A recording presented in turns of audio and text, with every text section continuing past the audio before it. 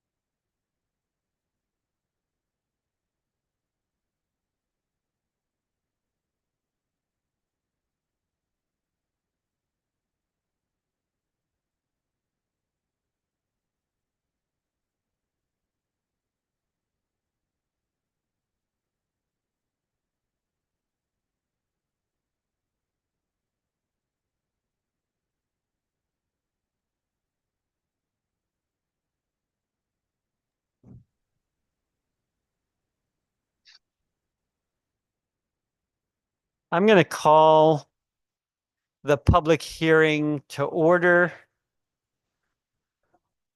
Folks, open this up. Thank you for helping us to accommodate the logistics of following the public forum with a public hearing. We appreciate your patience.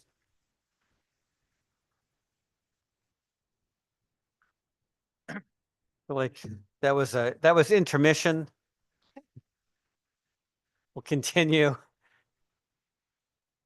Um, uh, Chancellor Chang, there's a couple more questions, but now that we're in the public hearing, I wanted to give you additionally the opportunity to specifically address any comments you'd like to make about the legislation that is before the Higher Education Employment Advancement Committee.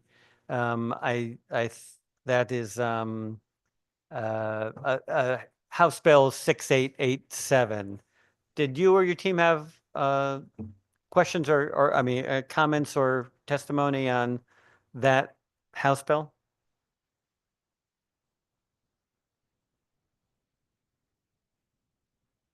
Thank you, Representative Haddad, and all members of the committee. We appreciate the opportunity to continue to provide input on HB 6887. At this time, I would like to ask General Counsel Karen Buffkin and Chief Compliance Officer Cameron Liston to provide a bit more detailed feedback from CSU perspective.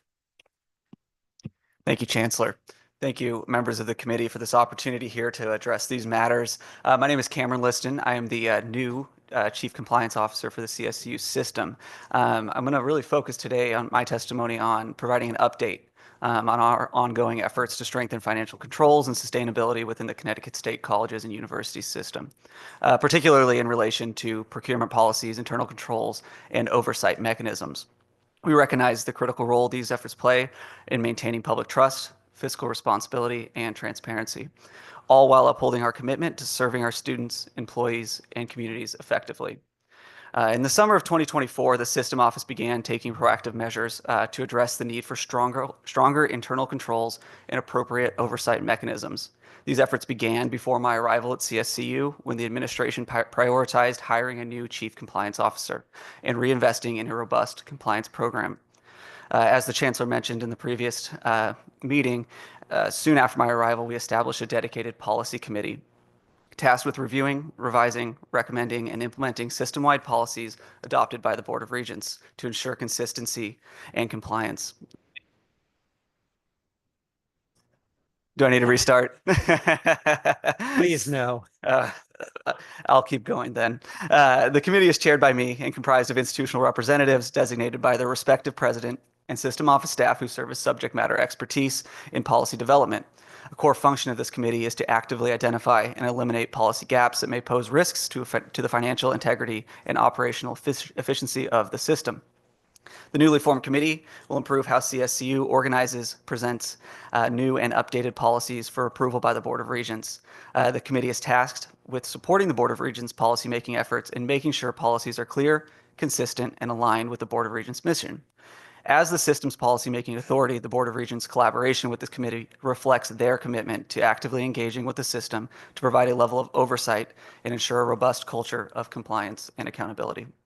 The committee is available to receive policy requests and submissions from all stakeholders and meets at least once a month to review submissions, prepare policies for presentation, and handle ongoing work. One of the system's first priorities has been implementing a comprehensive communication and education program to ensure that all stakeholders are informed of any new or amended policies, process changes, and the rights and responsibilities established by those policies. This new protocol will help establish and maintain a consistent culture of compliance, transparency, and accountability throughout the system. The first policy that we took on was developing the P-card or purchasing card policy. It is a centralized policy that will replace all existing institutional policies and will act as the guiding light for our use for P-card use. We will actually, it's in front of the Board of Regents now. It has a planned effective date of April 1st to provide institutions with time to develop and publish their procedures related to the policy. It establishes clear guidelines for the use of purchasing cards, ensuring accountability and appropriate use of institutional funds. I'm just going to highlight a couple of the provisions because I think they're important to the discussion around this legislation. First, the policy standardizes limits and controls. These are legitimate spending limits that are being established to govern all P-card transactions. There are no more unilateral exceptions to exceeding these limits. It establishes a robust framework for accepted and prohibited uses. It gets into details, such as prohibiting alcohol, firearms, entertainment expenses, unless specifically aligned with the mission of the institution, and that includes business meals. Acceptable purchases include educational supplies and travel expenses, but they must adhere to strict documentation and justification requirements. Accompanying this policy change, we're transitioning to a digitized record-keeping service. This will allow us to have all of our documentation that explains the justification behind purchases in a single place with system-level and institutional-level oversight for real-time monitoring of purchases with the P-cards. It also requires that we establish both system-level and system-level reviews and audits of all transactions on the P-cards so that nothing is happening in isolation. That oversight is something that is now available to us with the new system that we're transitioning to at the end of February 2025. Another key point of the policy and the work going into this effort is a reduction in the overall number of P-cards that are issued. To date, we have eliminated 18% of our P-cards that were distributed. The new policy requires that institutions adopt and publish criteria for eligibility for P-card use to ensure that folks who have access to spending that money are appropriately trained and understand the expectations associated with it. A final piece of the policy is that it requires all cardholders to receive continuing education related to P-card use, limits, and procedures for effectively documenting and reconciling transactions on the card. Beyond the policy, CSCU has made other structural changes that will allow us to offer more insight to external auditors. Currently, CSCU has assigned auditors from the Auditor of Public Accounts, and we're working to streamline the review process, ensure that we can respond effectively and within the time limits of the audit. One key facet of that is that we are centralizing all audit inquiries through my office.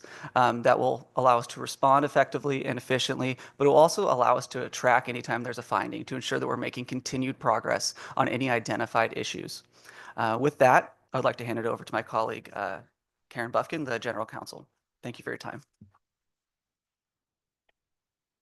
Thank you very much. And happy to be here to speak on provisions of the legislation which is before you. That we, as part of the bill and the recommendations, we have begun a review of our existing foundations. Each of the institutions within the system has an existing foundation. So there is a work that's being done across the system to assess current operations where policies, procedures, and governing documents, can be strengthened. This will help us align our financial practices with best-in-class governance models in that space. The legislature has long recognized that higher ed occupies a different domain within the public sector, and it requires both a different type of governance and operational structure than a typical state agency. The recognition is the creation of our boards of trustees and the board of regents in the case of CSCU. The Board of Regents is charged with governance of the CSCU system. It allows us to create, implement, and manage policies that are best suited to higher education and manage policies based on our unique needs in higher ed while maintaining rigorous fiscal responsibility. And the Board of Regents is committed to these principles, as you heard earlier today. With respect to the aspect of the bill that talks about the higher ed systems utilizing Core CT, the language of the current legislation is very broad, which would require us to have Core CT be our finance system of record. For the reasons that we spoke about earlier today in the forum, the banner system that we currently operate provides a specific product that is based on typical higher education spending, in that space, and moving things to Core CT or to join Core CT would be both an enormous cost to the system, and it would be likely a very long process in order to do that and preserve our legacy data that is all in the banner system. For that reason, we have significant concerns if it is mandated that to be the financial record for the CSCU system. And it would cascade down to the individual institutions which currently use Banner. It would be impractical and unsuitable for those reasons. In addition, altering Core CT to accommodate students is anticipated to result, again, in significant costs to CSCU and the Department of Administrative Services, unless we are maintaining, again, multiple systems, which is an added cost when you look at other things. Moreover, transitioning to Core CT would require significant investment in addition to adjusting all of our current workflows and mapping them out into the new system. Particularly difficult at a time when we continue to face fiscal and directional uncertainty at the federal level, it's imperative that higher education is recognized as having inherently unique needs that require specific tools to manage their operations effectively and efficiently. And we ask the committee to consider that as we move forward. Additionally, the bill provides for a residency requirement for leaders within higher education as well as other institutions. A residency requirement for potential CSCU leadership or faculty would unnecessarily restrict the candidate pool in an increasingly competitive higher education market. CSCU works to recruit and retain the best talent, regardless of where they fully or part-time reside. At a time when CSCU is dedicated to addressing current financial challenges, we believe in providing leadership and direction and not imposing what may be an artificial barrier.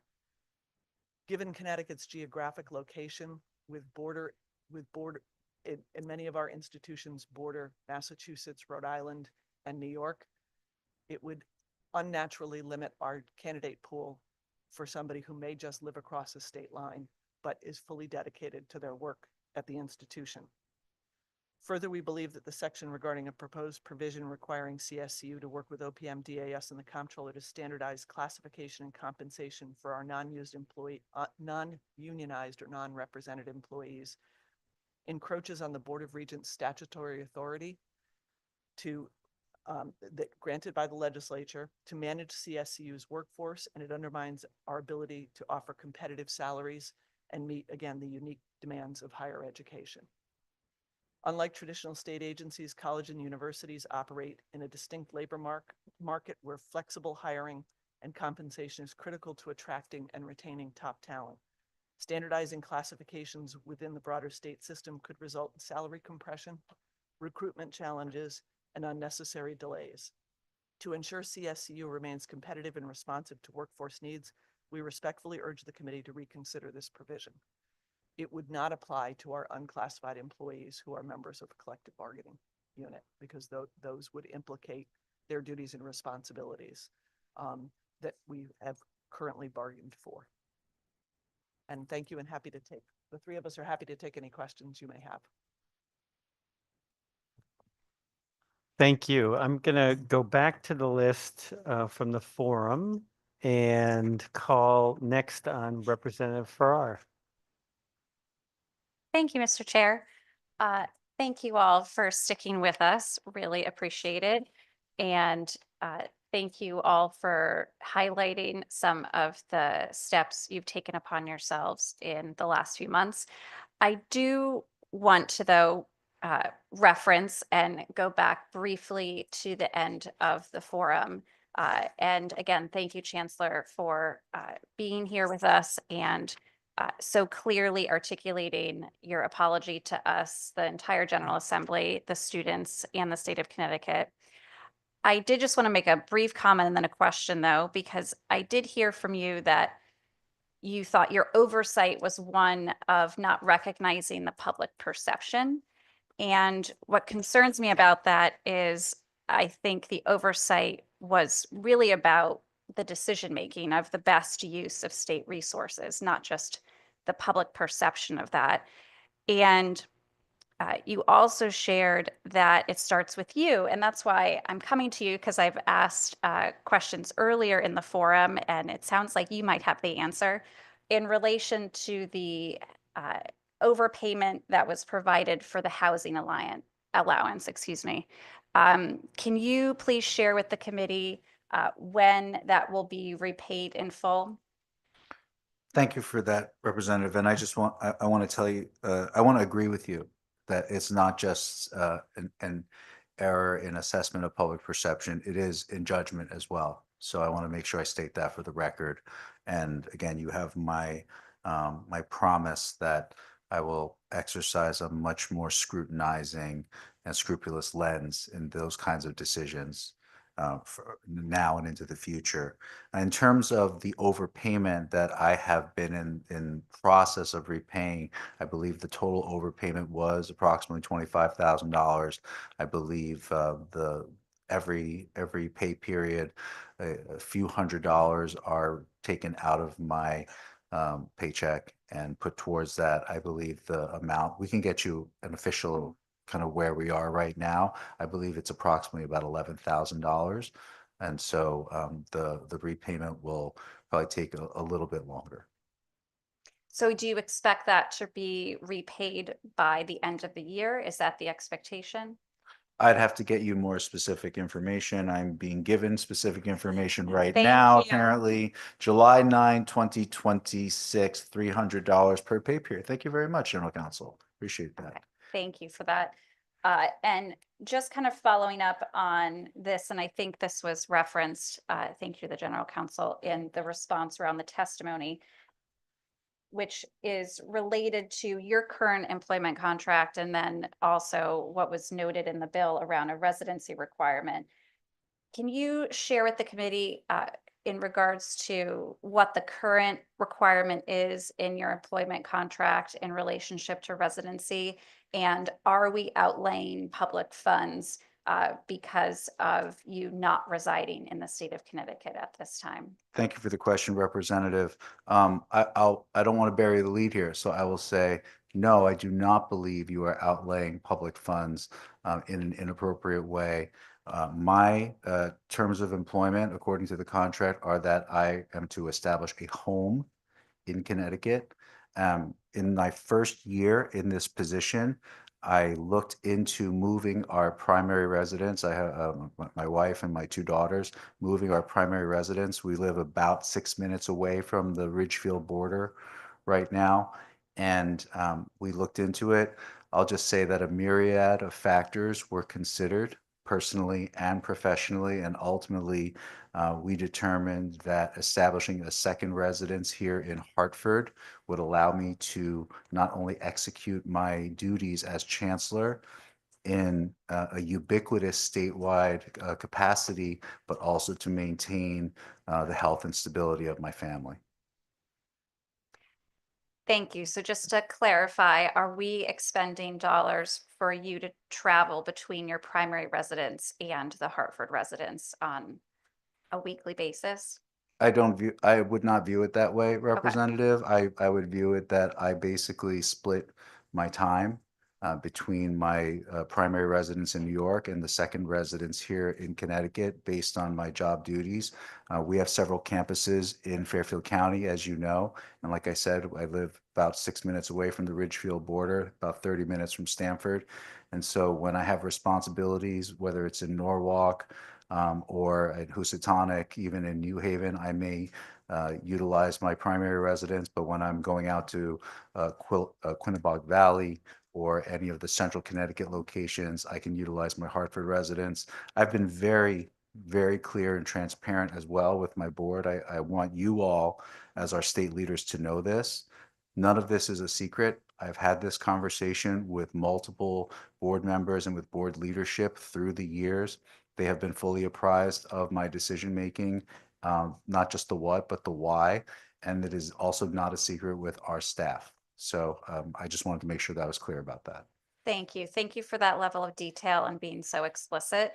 I don't think, usually we would get down to every level of detail of the expenses of CSCU, but this is the case that we're in, right? To really course. rebuild trust and Yes. to make sure that our students and residents feel that our tax dollars are being spent in the most impactful way on behalf of our students. So thank you for articulating that. Thank you. And thank you to the chair for the opportunity to follow up from the forum.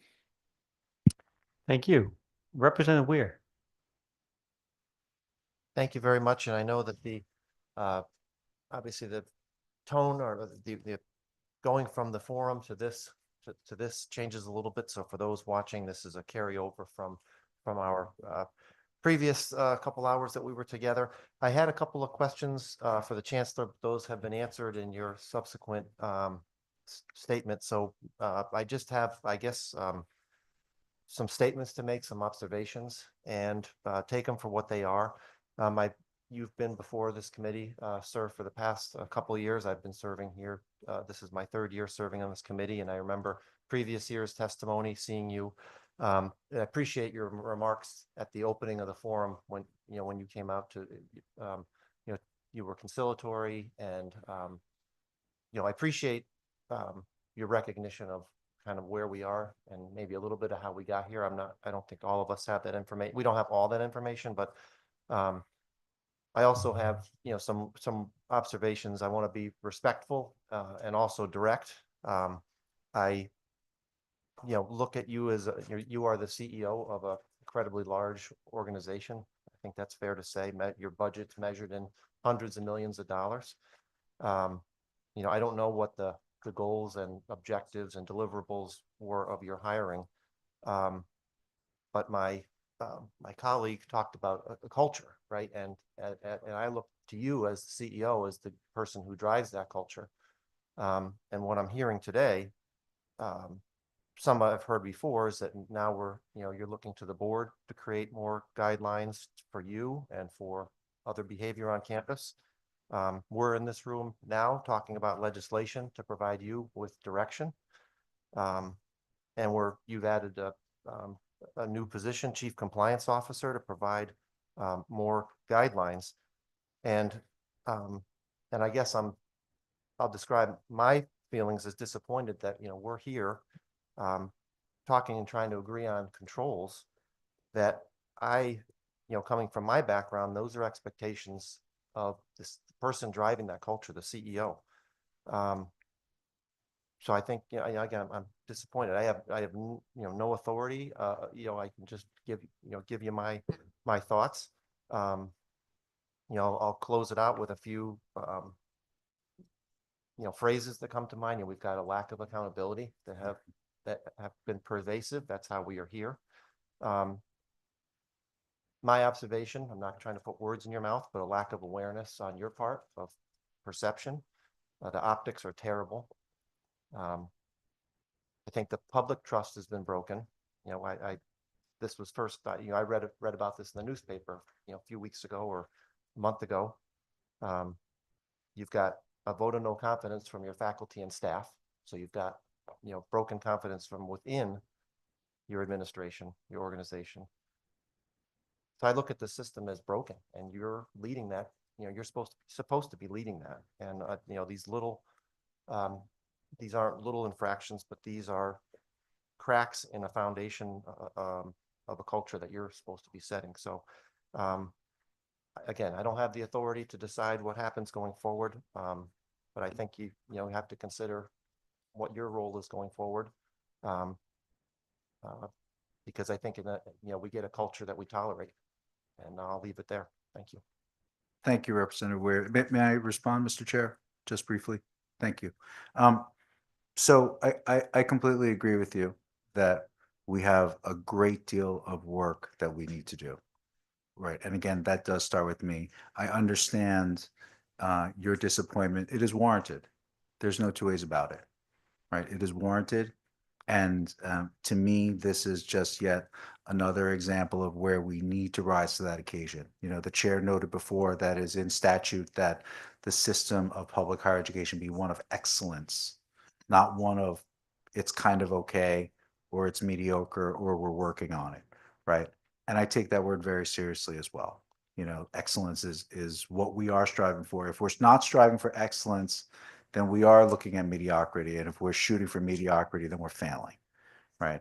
And so again, as long as I have the honor and the privilege to serve this system and our faculty, our staff, our students, and to serve on behalf of our Board of Regents and this legislature, I will continue to strive for excellence. There are some days where we will do better than others, right? These are not good days right now. And again, I have to be 100% publicly and privately accountable for anything that I have to own. But a big portion of that is the responsibility to keep things moving the way they should. Okay. And so I think the policies that we have developed here, the increased intensified oversight from the Board of Regents, and even this conversation, as discomforting as it is, it's going to make us better. That is the goal. At the end of the day, agnostic of personality, agnostic of histories. It doesn't matter in some ways who is in the chair at what time. The situation is right now. And so everything you note is absolutely correct, sir, and we are going to address that. I also wanted to address the vote of no confidence that you referenced. Okay. Our faculty and staff have been through so much these past several years, going all the way back, not just to the merger of the community colleges with the CSUs. There is still pain from the original mergers of the community and technical colleges into systems and the CSUs into one system.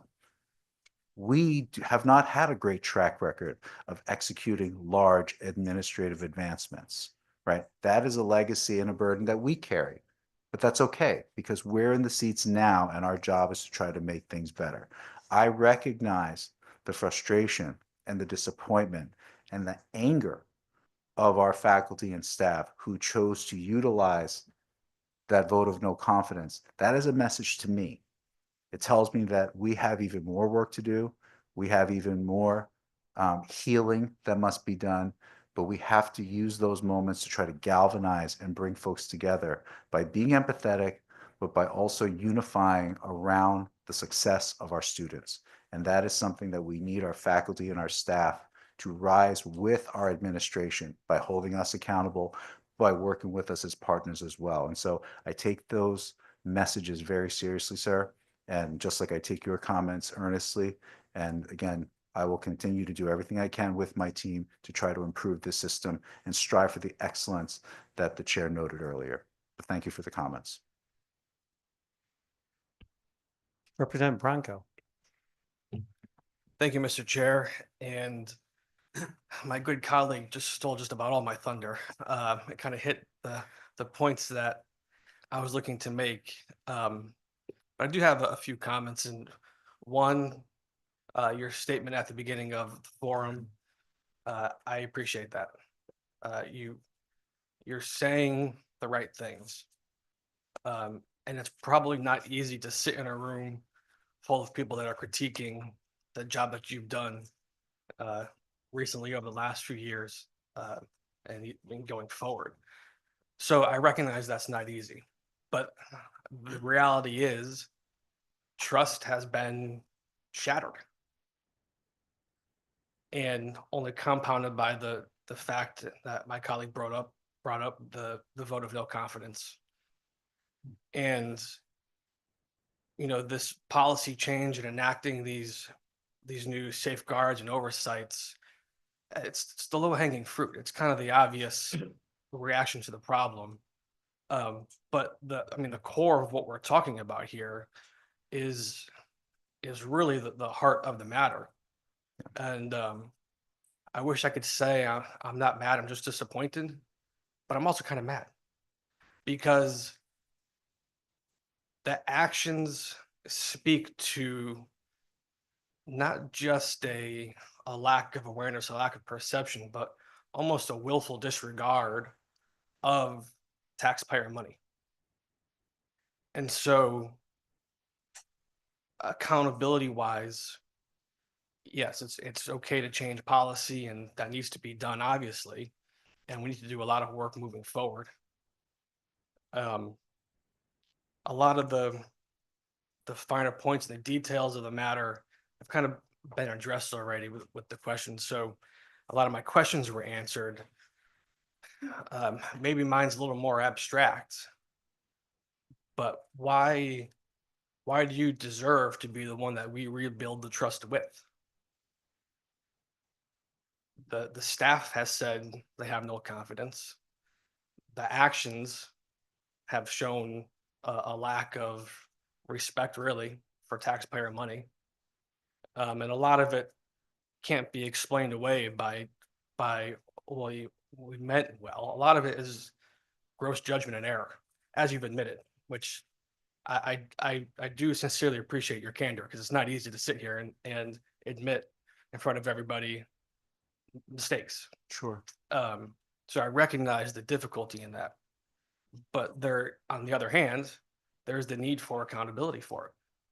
And I don't think it can just be enacting some policies that provide some more oversight into fiscal accountability. I think it's deeper than that. And so I guess the question is, why do you deserve to be the one that, because it's not just trust with you, it's trust with the whole system, unfortunately. Right. It's a bigger problem than just you. And so if we need someone to rebuild the trust of the entire system, and at the same time, we have a vote of no confidence from your own staff with you, how do we move forward with you at the helm to rebuild that trust and accountability? Yeah. Thank you, Representative Bronco. Listen, fair questions. And like I said before, if we don't sit in our discomfort and take on that responsibility, then we're not going to make progress, right? I'm going to start in my response. This is the best job I've ever had. And I know that might sound weird in this seat at this time in this moment, but it's the best job I've ever had because I get to go to bat every day for students that I can see myself in, right? A first generation kid.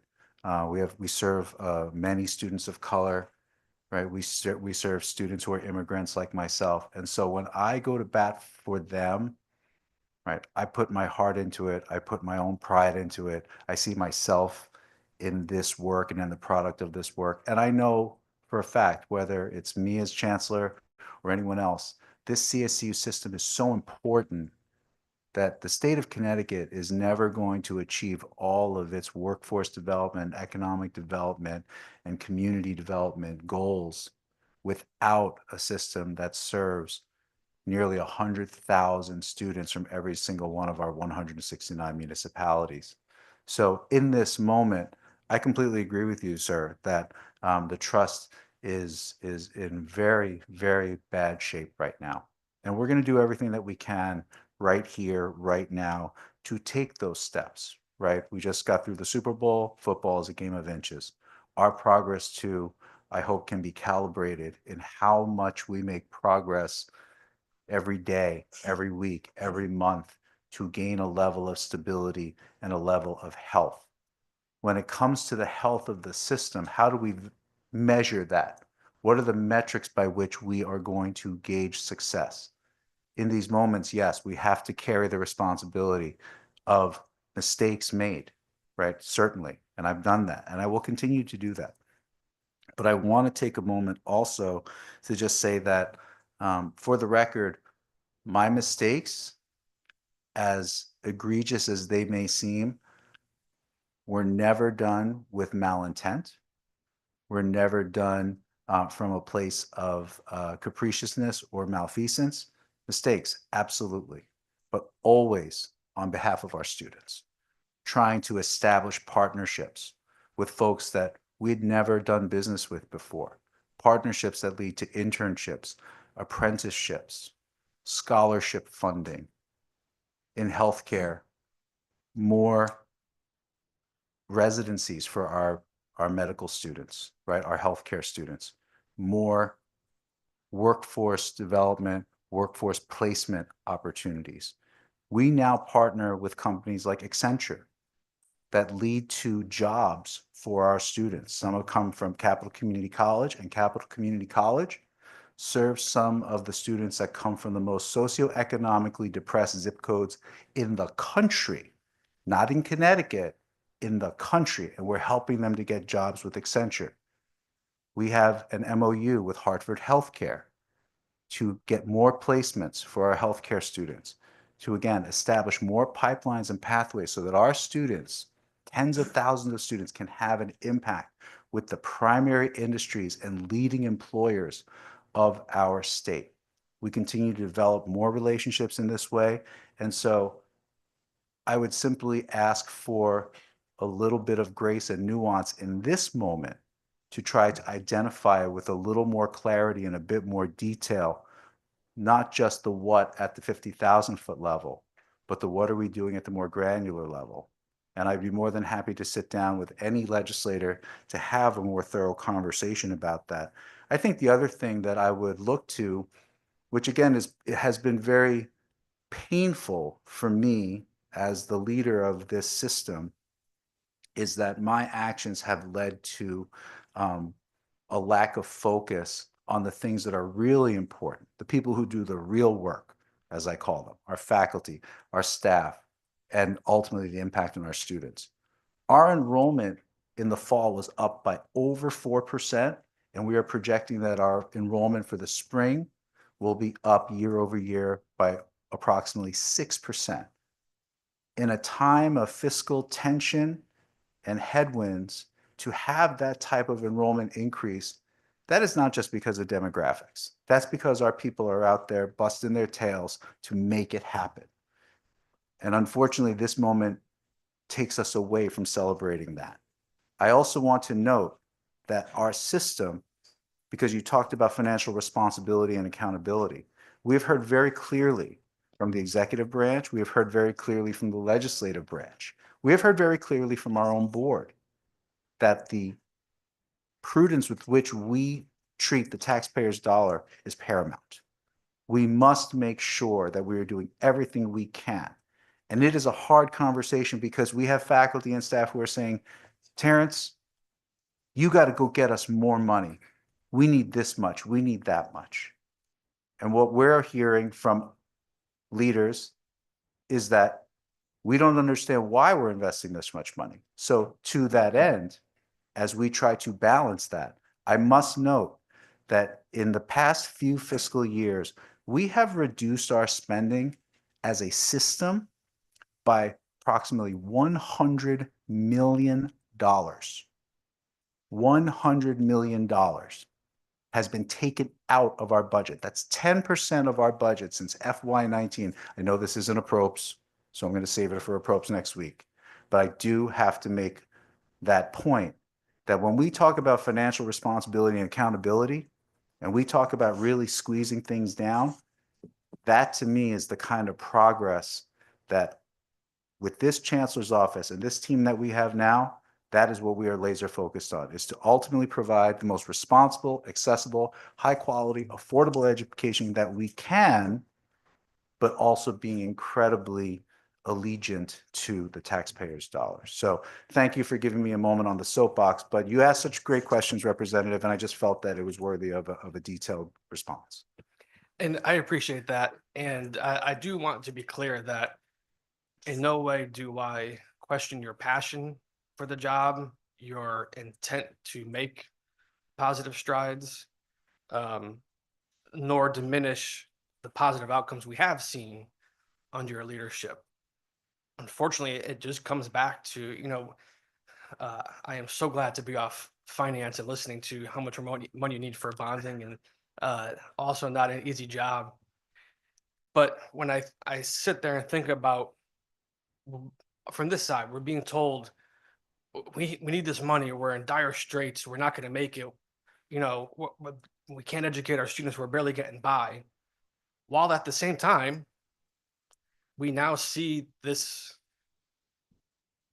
very gross error in judgment and spending.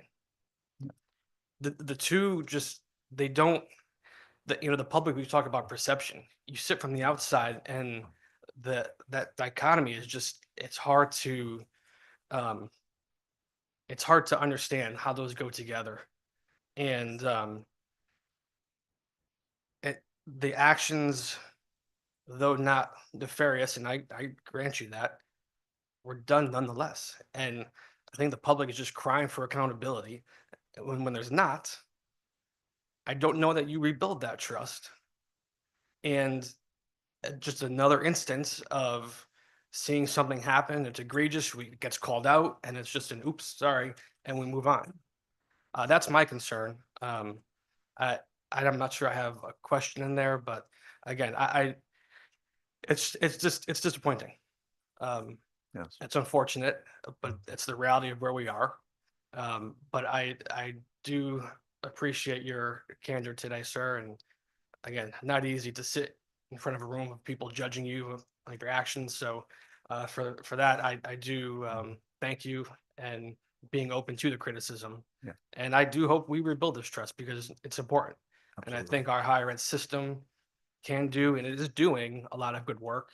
And it's unfortunate that this is taking away from that. So I do hope we can move forward and move on. So thank you. Sir. Thank Appreciate you, it. Mr. Chair. Thank you. Are there any additional questions from members of the committee? Representative Ackert. Thank you, Mr. Chair. Good to see you all, and thank you for the dialogue so far. I'm going to go back to the P card, though. I'm going to flip away a little bit from the actions that took place and the controls. So when you talked about what measurements you're putting in, is this a measures that is under kind of an umbrella of what others are doing with the P card process, or is this the policy that the CSCU is doing? So the policy that we have developed is specific to the CSU system. However, it's consistent with state required P card usage. Well, that's what I was getting at. Yeah. Yeah. And then you mentioned, and then the policy of the 18% reduction is for individuals that probably didn't need the card, didn't use the card. Was it just was allocated to them, but didn't really have that need? Or is it more departmental reasonings? What was the reasoning for the Yeah, reduction? so currently we're transitioning vendors with the rest of the state for our P card program. And it grants us an opportunity to review the assignments. So they were, revoked or reviewed for different reasons. Those were not revocations based on misuse. However, I will note that the policy itself does account for revocation for misuse as well. Okay. Yeah, I'm just more thinking about, we have so many silos in government at times, and sometimes we don't do things similar with these, and so as long as we're using a guideline that is similar to others, and that's what I was more looking for. And I think that was just a background, maybe more of a question to the chancellor. So pre my existence here, I was a trustee for the community colleges under Chancellor Herzog. So back when we were separated, back in, and I thought we had it right then, and then, obviously that's not under your purview now. But how do you see, because you did mention, the vote on no confidence, and I've heard for many reasons that people still have that stigmatism of we wanted it the old way. And how do you see the synergy now? Is it growing at all between the institutions that working together? But I still hear, I wish it was back in the way. And those are some of the people that were there, obviously, prior to the renewal. So, and I know this, I'll probably ask this, I'm on appropriations, so honored to be there in a way. But I think I'm maybe not, but it's a learning curve for me for sure. But how do you see that? Has it really come together, or is it still a work in progress? Thank you for the question, Representative. So the first thing I'm going to say is that there are a few things that anger me more than when people say, well, I'm just going to community college, or, or they are only going to community college.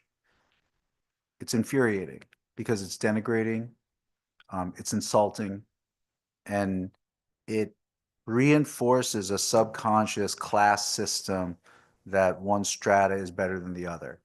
And again, coming from where I've come from and how my career has evolved as a public regional higher education servant for over 20 years, I have never met a student, whether it was in the Bronx or in Brooklyn or in Stanford, that didn't have the guts and the grit and the gumption to want to get better. And they would drag themselves and their kids there. And that's what our students do, right? I think someone mentioned before, we have food pantries on every single campus. We have an advising model now that is spread more equitably so that students can receive what they need when they need it. We take the care and the inclusivity of our students. We are an inclusive system, not an exclusive system. We don't pride ourselves on who we keep out. We pride ourselves on how many we can bring in. So when you look at the pride of each campus, and I understand that Connecticut has a very specific culture with over 200 police departments and 200 fire departments and no county government and so on and so forth, things that you all know, which I, coming from New York for many years, had to make some adjustments to, right? But that fierce local pride is something that we cannot take for granted. That leads into the frustration of when there has been multiple years of talk previous to my arrival about how a merger of the 12 community college campuses into one campus was going to do certain things and cost no money. At the end of the day, that is not true. And I hate to say it, it was probably never going to be true, but we are where we are. And we're doing the best that we can right now to reduce costs, but still be as accessible and inclusive as possible. When it comes to these moments, we have to recognize that our faculty and staff have been there the whole time. They've been here for decades and they want the best for our students.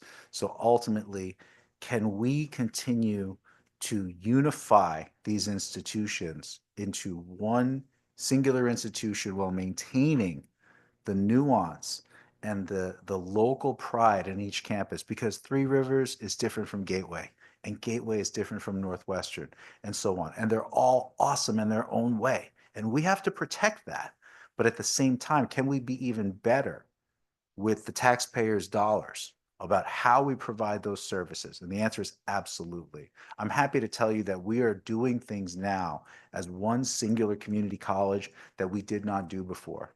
We are sharing classes. We are allowing students to use services across multiple campuses.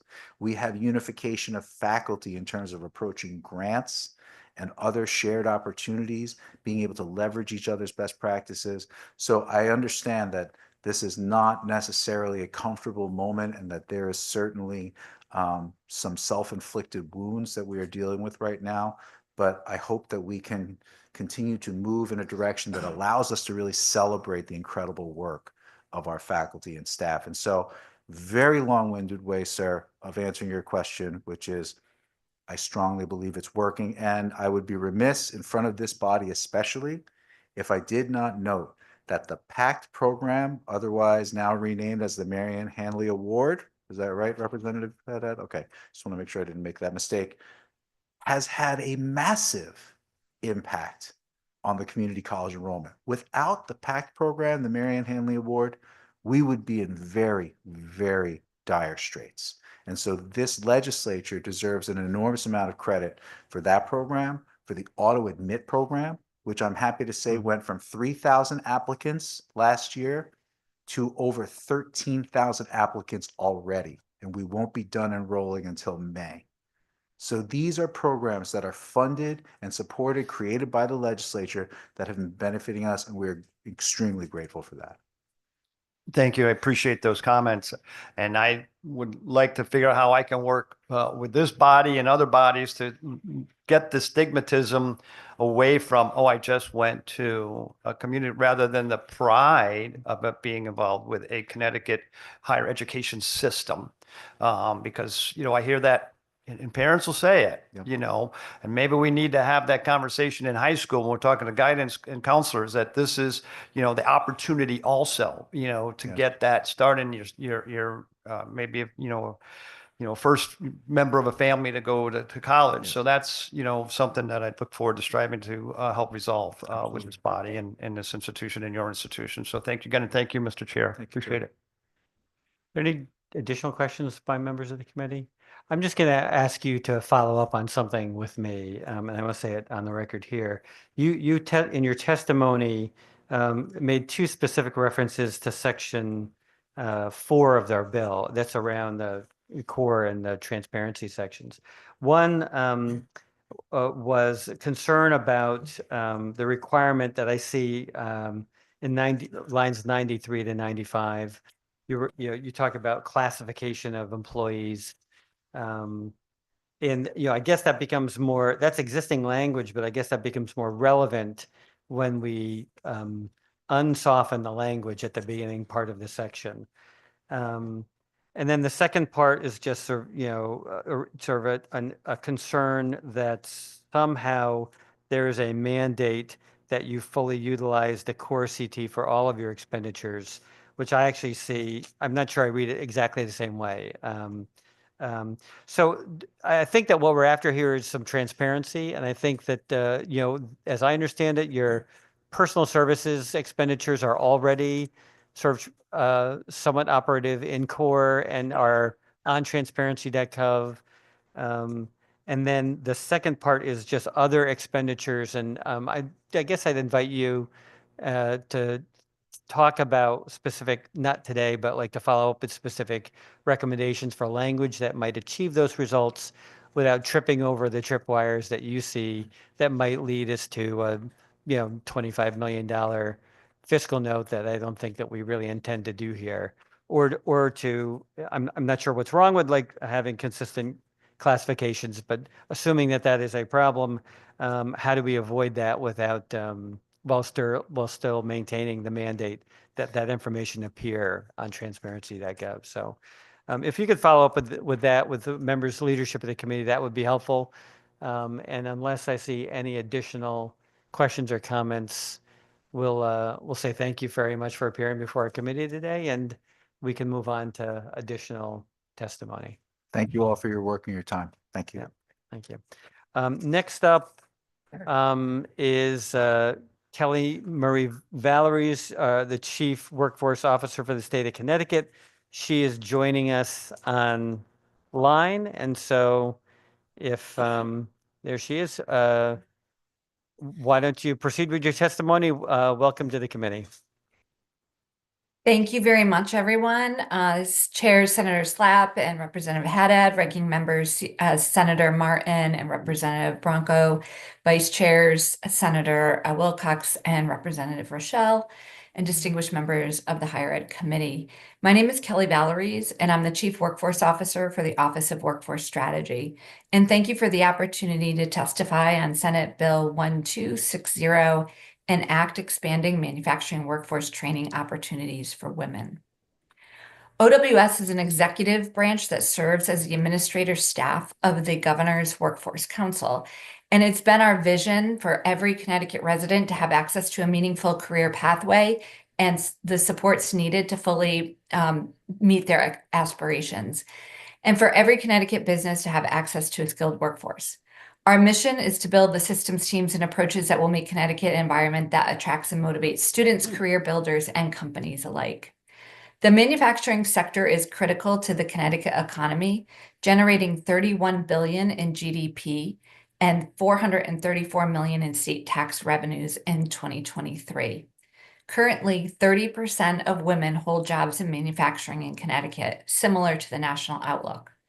To ensure ongoing innovation and ensure equitable access to high-quality jobs in the sector, a healthy and diverse talent pipeline that encourages women and people of all backgrounds to enter into manufacturing has been a priority in Connecticut, and obviously a priority of mine on other personal notes.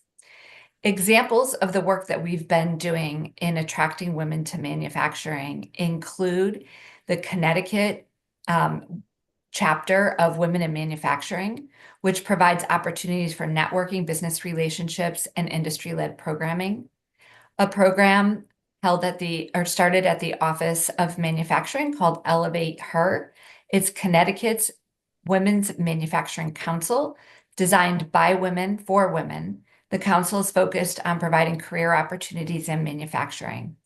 And we're also focused on networking and building the environment to ensure that women are successful in manufacturing.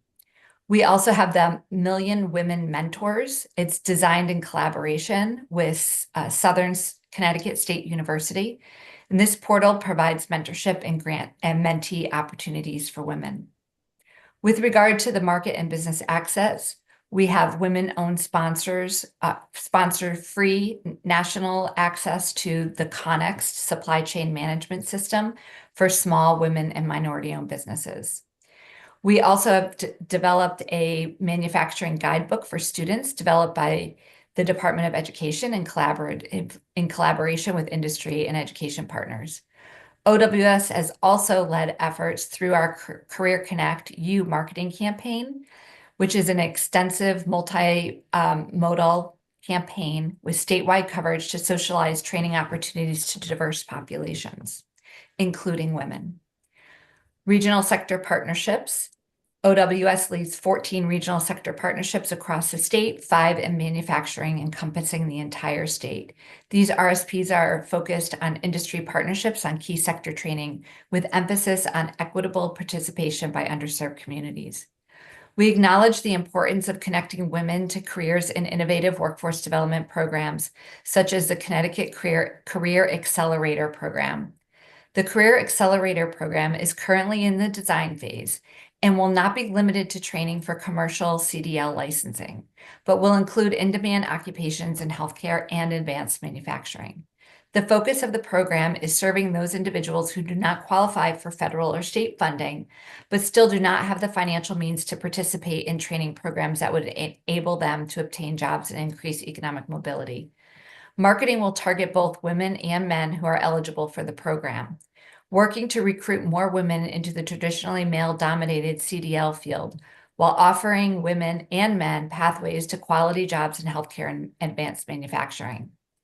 Career Connect launched in November 2022, supported by federal ARPA funds, and will expire on June 2026. The initiative has been highly successful and succeeded its goals in enrolling over 6,000 unemployed and underemployed individuals in training programs for quality jobs. Approximately 45% of enrolled participants in Career Connect are women. As of today, the current funding has been fully obligated. As background, the Career Connect U marketing campaign depicts people from diverse backgrounds and ages with an emphasis on women, BIPOC, people with disabilities, youth, reentry in a range of occupations in manufacturing, healthcare, IT, and bioscience.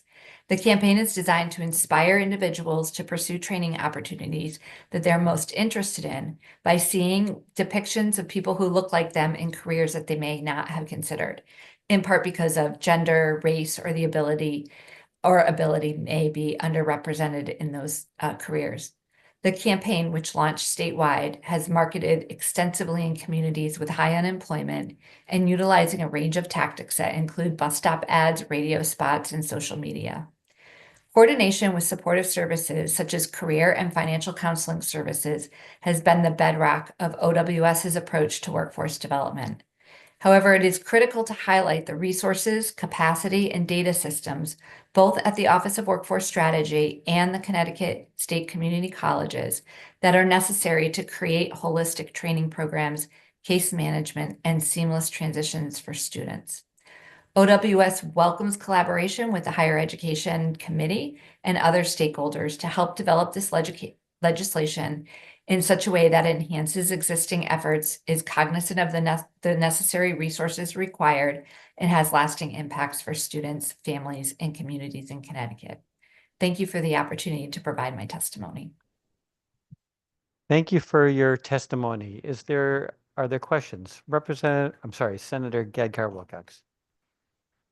Thank you so much for your testimony. It's particularly exciting for me because it's as a new member of the Senate, this is the first concept that I raised that's come through, and I'm glad to see the support for it. And it's particularly important because I've spoken to women that are looking for this access point. So thank you so much for your comments, for emphasizing the importance of that through line, starting with opportunities for youth and then all the way to opportunities for enhancing, like the Career Accelerator, where you're sort of enhancing opportunities in these careers. One of the issues I'd love to partner with you on and talk to you more about is, what is happening currently with awareness programs. How do people know that these opportunities exist, and what more can be done? How can we support that more? Because part of the problem is that these opportunities, they're available, but people may not know about them. And I also like that we're going to be in this legislation hoping to focus on enhancing what currently existing programs, which will limit the fiscal impact, but then really sort of expand upon the opportunities that exist and enhance that through line all the way through. One of the things that I've heard in this process is a question about whether there's sufficient interest from women in participating in these fields, and I can say the women that I spoke to were extremely interested in having these jobs, not to mention that they're good opportunities and high paying jobs, and that the women are not represented demographically in the percentages of those in the field. I just wondered if you had other narratives or stories, given that you have done all this outreach on, to answer that question of, what have you heard from women about interest in this field, and sort of excitement about these opportunities? Thank you for that question. And I know some of the members here know a little bit about my background, but I'm also the owner of 2 manufacturing companies.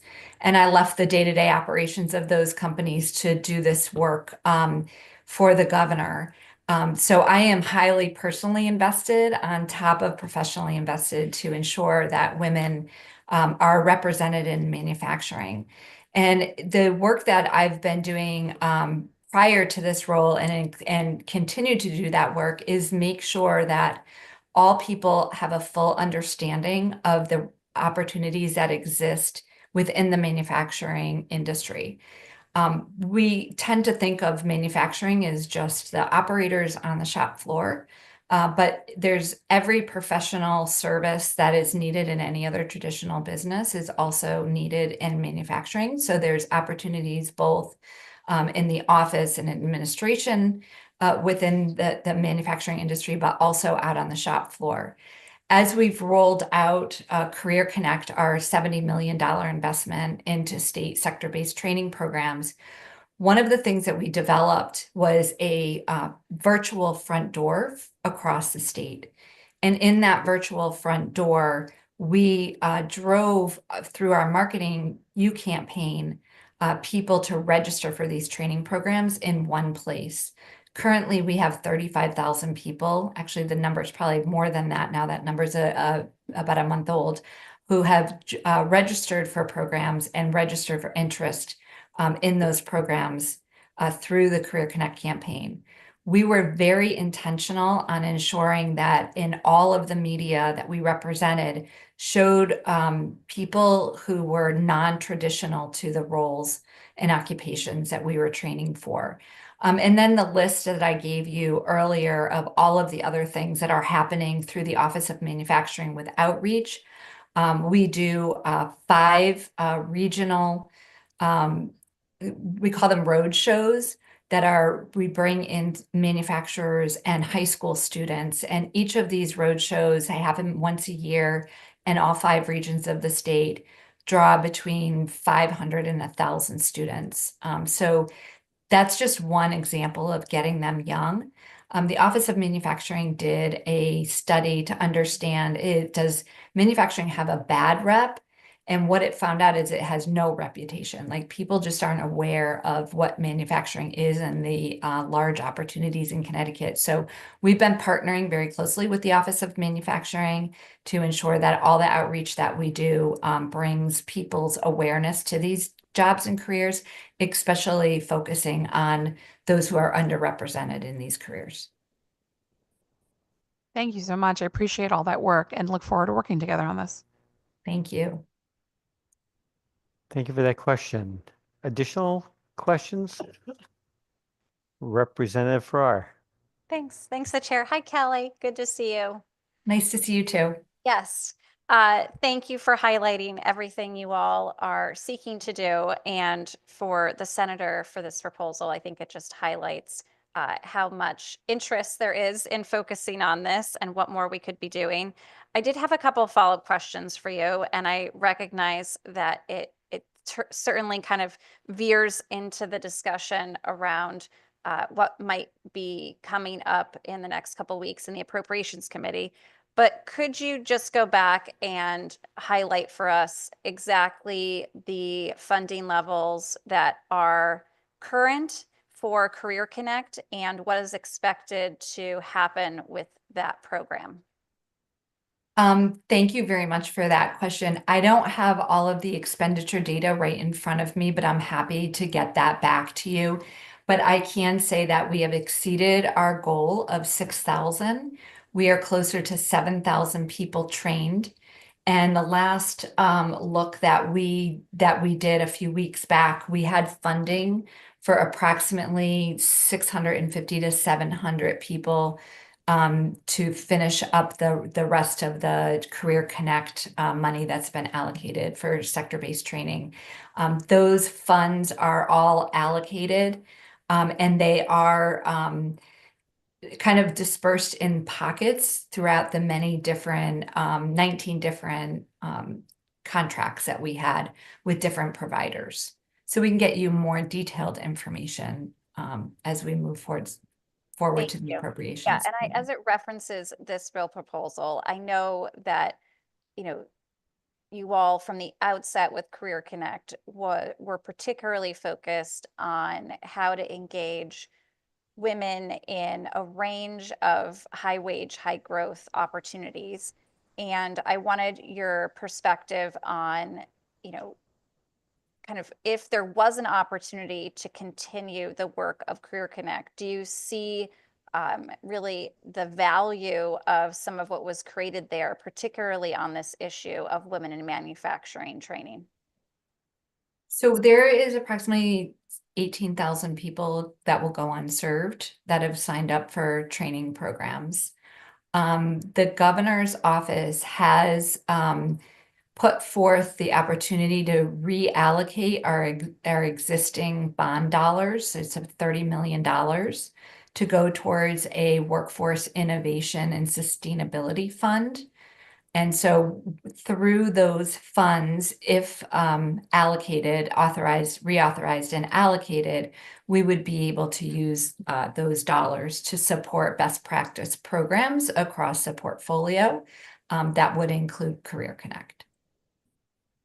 And amongst those best practices, would you say that there are some programs that did have a focus on women in manufacturing that could be elevated as a part of those best practices that you're referencing? So we did have a robust investment into manufacturing as a whole, and then our outreach was very specific to bringing non-traditional workers into the different job sectors. So for example, women into manufacturing and men into nursing. So I would say that the marketing campaign in of itself was very successful. We mapped the people that came into the portal. We asked for their zip codes and we mapped those zip codes back to where we were focusing our marketing efforts to, and which were the areas with the highest unemployment rates and underemployed are cities and towns that had the most poverty. So we are able to really see exactly who came into the portal looking for job training programs and where they came from. And I will say that they really mapped very closely to the intentions of the marketing campaign. Thank you, Kelly. And I recognize we're going to have time with you later this week, so I won't go further in regards to some of what worked or didn't work with Career Connect, and especially the need for the wraparound support and flexible dollars that you offered. I did just have one other question, though, in reference to this bill as it relates to building more interest and awareness for women, especially women and girls in manufacturing. And I know a lot of this happens, as you said, at the youngest ages, and our real perceptions of what jobs we might want to have as we grow and learn. And I just really wanted to hear from you with OWS's work and some of the guiding documents that OWS created in your strategic plan. Is there any work happening at the high school level with career and technical education classes and really bringing greater awareness to girls as they're considering their career exploration? If you could kind of comment on that, that would be super helpful, I know, for us. Yeah, absolutely. I'm also a board member of the CTEX and am very excited to be working more closely with Alice Pritchard, our new executive director. There are manufacturing programs in the CTEX system, I believe, in all of the schools. And those students go through, I believe, in their freshman year, a cycle to check out all of the different manufacturing and all of the programs so that they decide where they would like to go. And I don't have any statistics to provide for you today, but I'm sure that the CTEX system does. But I visited many of the schools over the last several years being on the board, and will tell you that there are always women in the manufacturing programs that I've seen through the CTEX system. And we continue to make sure that we're exposing young women and girls to the opportunities that there are in manufacturing. So I know that this is something that is on the radar of everyone, and that it's a concerted effort across the board to raise up more women in manufacturing. And I believe, we've had some success in that, it's about 45% of the manufacturing field is filled with women. Thank you, Kelly, and thanks for pointing out that we can definitely look towards some best practices that are out there to making good on this effort. So thank you, and thank you to the chair again for the opportunity to ask questions. Thank you. Are there additional questions? Representative Rochelle. Thank you. I just had a bit of a comment, and I wanted to thank you for heading this up. I think you're the right person, being a woman in manufacturing, to be so sensitive to the fact that this is a incredibly important pathway for economic success, and that women do belong in this field.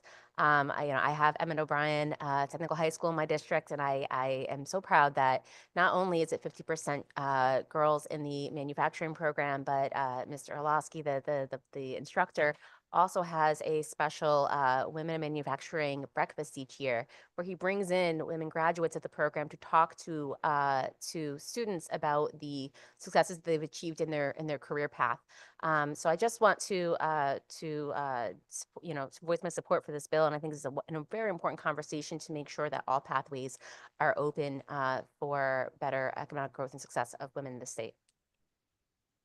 Thank you, Representative Rochelle. I appreciate your support. Are there any additional questions? Seeing none, thank you very much for your testimony today. Next up is folks from Chesla, Jeanette Weldon and Josh Hurlock, followed by Leslie Blateau from the New Haven Teachers and AFT. Welcome to the committee. We appreciate your appearing in front of us. I don't know if we have written testimony. I know that you provide written testimony. I don't know if it's in my binder quite yet, but if you want to work off that, that's fine. Or you can just tell us why you're here and what you want to get done in your bill. Okay. I was going to start with the written testimony that I think we've submitted, and hopefully that in the process of doing that, I'll be telling you why I'm here. So good afternoon, Representative Haddad, Senator Slapp, and Ranking Member Representative Bronco, and distinguished members of the committee. Very much appreciate this opportunity to talk to you today. I'm Jeanette Weldon, and I'm the Executive Director of CHESLA, which is the Connecticut Higher Education Supplemental Loan Authority. And I'm joined this afternoon by Josh Hurlock, who is the Deputy Director of CHESLA. And we are here today to provide testimony in support of SB 1261. CHESLA is a quasi-public entity that works to expand access to post-secondary education and enhance the state's economic development by providing cost-effective education financing programs and informational resources to Connecticut students, alumni, and families. CHESLA serves as a leading resource for Connecticut students as they plan for their ongoing education by providing financing, information, and tools to help them make informed decisions. And I think it's important to note that CHESLA is a self-supporting entity. It does not receive any taxpayer dollars to fund its operations, and CHESLA staff are not state employees. The proposals contained in SB 1261 will enhance CHESLA's capacity to support statewide workforce development, recruitment, and retention efforts. The legislation will accomplish this through language in Section 1 that expands the current list of occupations eligible to participate in the Alliance District Loan Subsidy Program to include all high-priority occupations in Alliance districts as determined by the State Department of Education in consultation with CHESLA. Additionally, language in Section 3 will further support CHESLA's capacity to promote statewide workforce development efforts by reallocating a portion of the state bond funding authorized to fund and subsidize loans for the Alliance District Loan Subsidy Program to the High Priority Occupation Loan Subsidy Program that was established in Public Act 24-52. This will allow CHESLA to subsidize refinance loans made to individuals employed in high priority occupations as identified by the Office of Workforce Strategy in consultation with CHESLA. Importantly, this program will create a single mechanism that can be used to provide this benefit to occupations included in Public Act 23-60 and Public Act 23-70, while also providing an invaluable recruitment and retention tool that can be used to address workforce shortage areas for various professions throughout the state. So that is my overview, and Josh and I would be happy to answer any questions you might have. Thank you very much. I'm reading the bill and I think it's on line 19 and 20. It specifically references teachers, paraeducators, and school counselors. And so is that what we're doing is we're taking a program that was originally designed for some smaller subsection of employees and expanding it to include those, or are there occupations beyond those that would also be eligible? So the teachers, paraeducators, and school counselors are already included in the program. And this would allow it to be expanded to include other high priority occupations in Alliance District. So it could be, in the school itself, the school district itself. So it might be something like the school psychologist or the school nurse. And the concept is that this is a student loan refinance program to refinance an existing private student loan into a CHESLA, into this specific CHESLA program at extremely favorable interest rates. And that is the recruitment and retention tool for the Alliance District. So that's what's captured around line 19 or so. Okay, and so the new language beginning on line 30 and going through line 49, that's the process by which you would determine what a high priority occupation is? Yes, so that's just describing that the Department of Education will consult with the authority too, and yes, designating what's high priority in an Alliance District, developing the administrative guidelines, et cetera. Thank you. Are there any additional questions from members of the committee? Representative Ackert. Thank you, Mr. Chair, and good to see you again. I'm just a little foggy on the obligation. So it's only for Alliance District employees of those school systems? So the original program, which already exists, is the Alliance District Subsidy Program, which is currently available to educators, paraeducators, and counselors in Alliance districts. So that program already exists, and there are already dollars available to provide those refinance loans.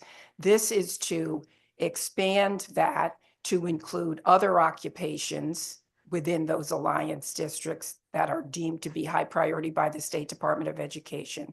And then also provide, a funding mechanism for legislation that has already passed to establish a general high priority occupation mechanism that mirrors what's in the Alliance districts, but it's in general statewide for high priority occupations that we work with OWS to identify.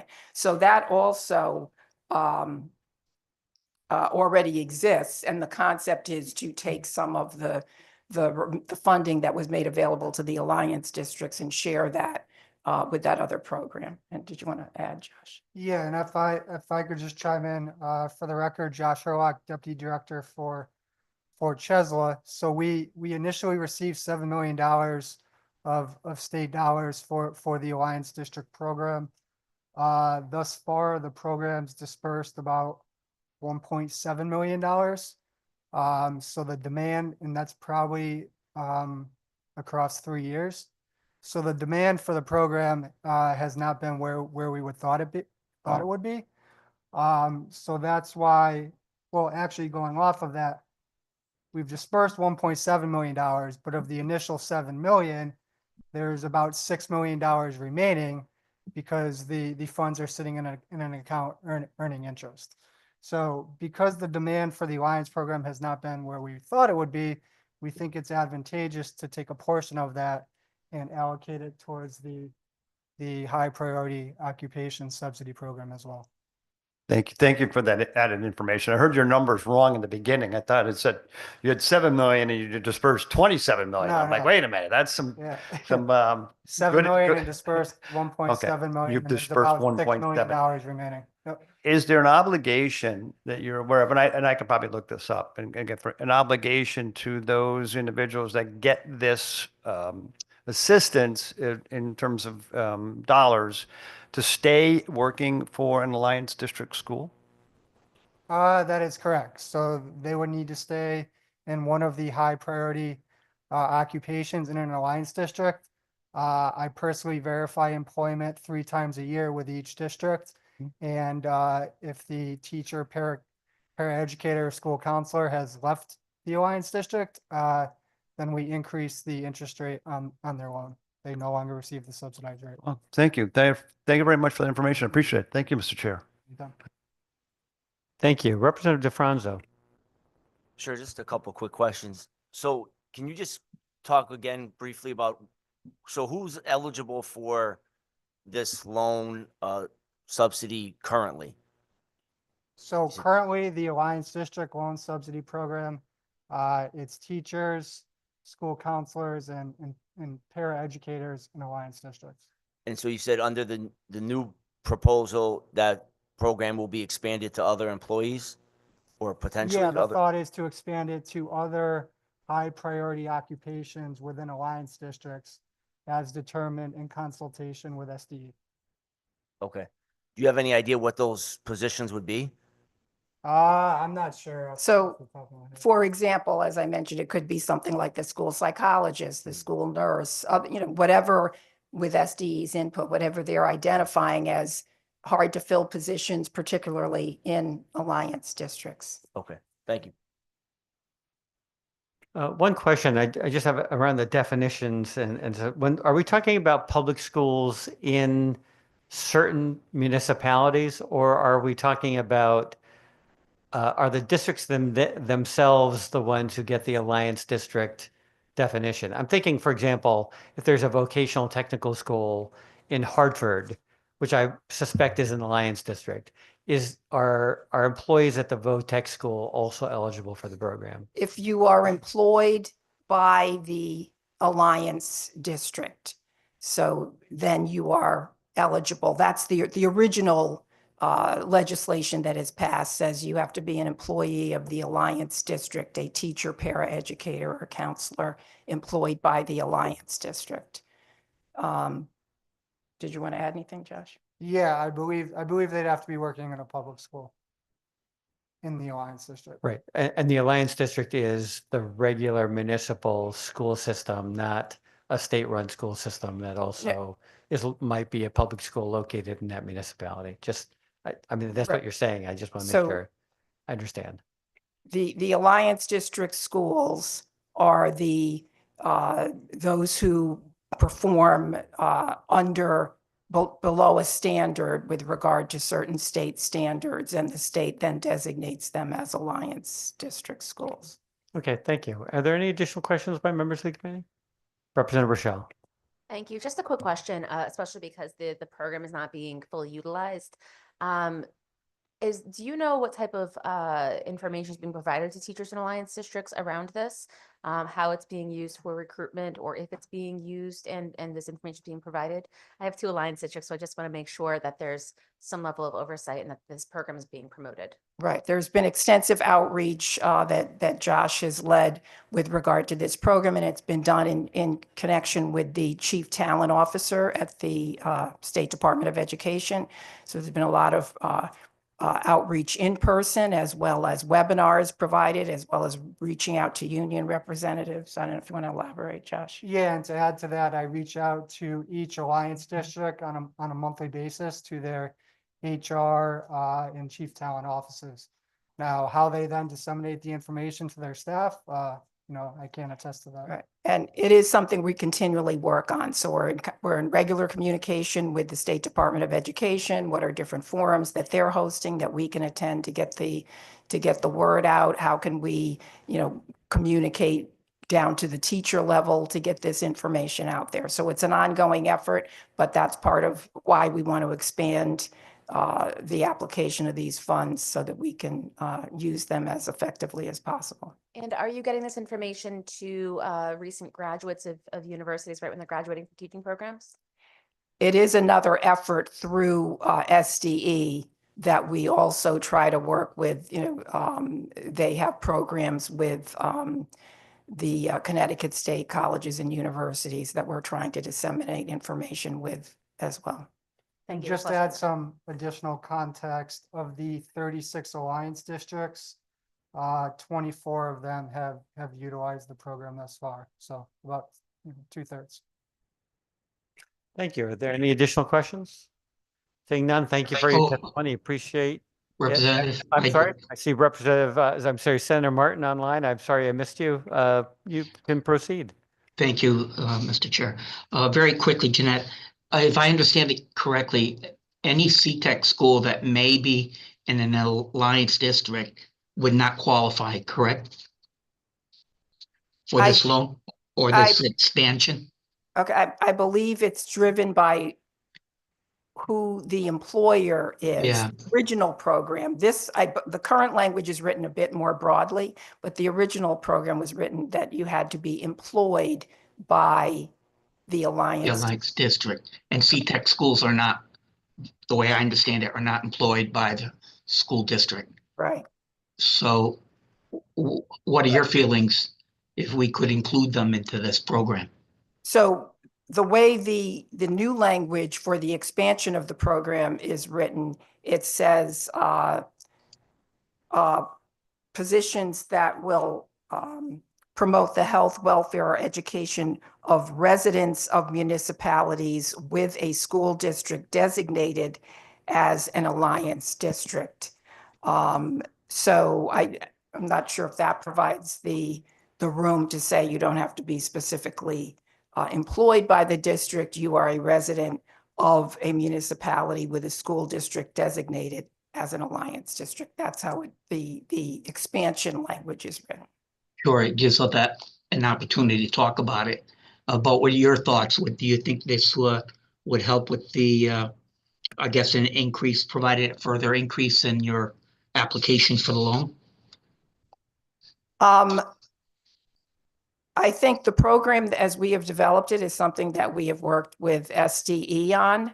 So I think in terms of in conjunction with them, we'd want to look at what are the other occupations and other ways to expand the recruitment efforts specific to the Alliance districts.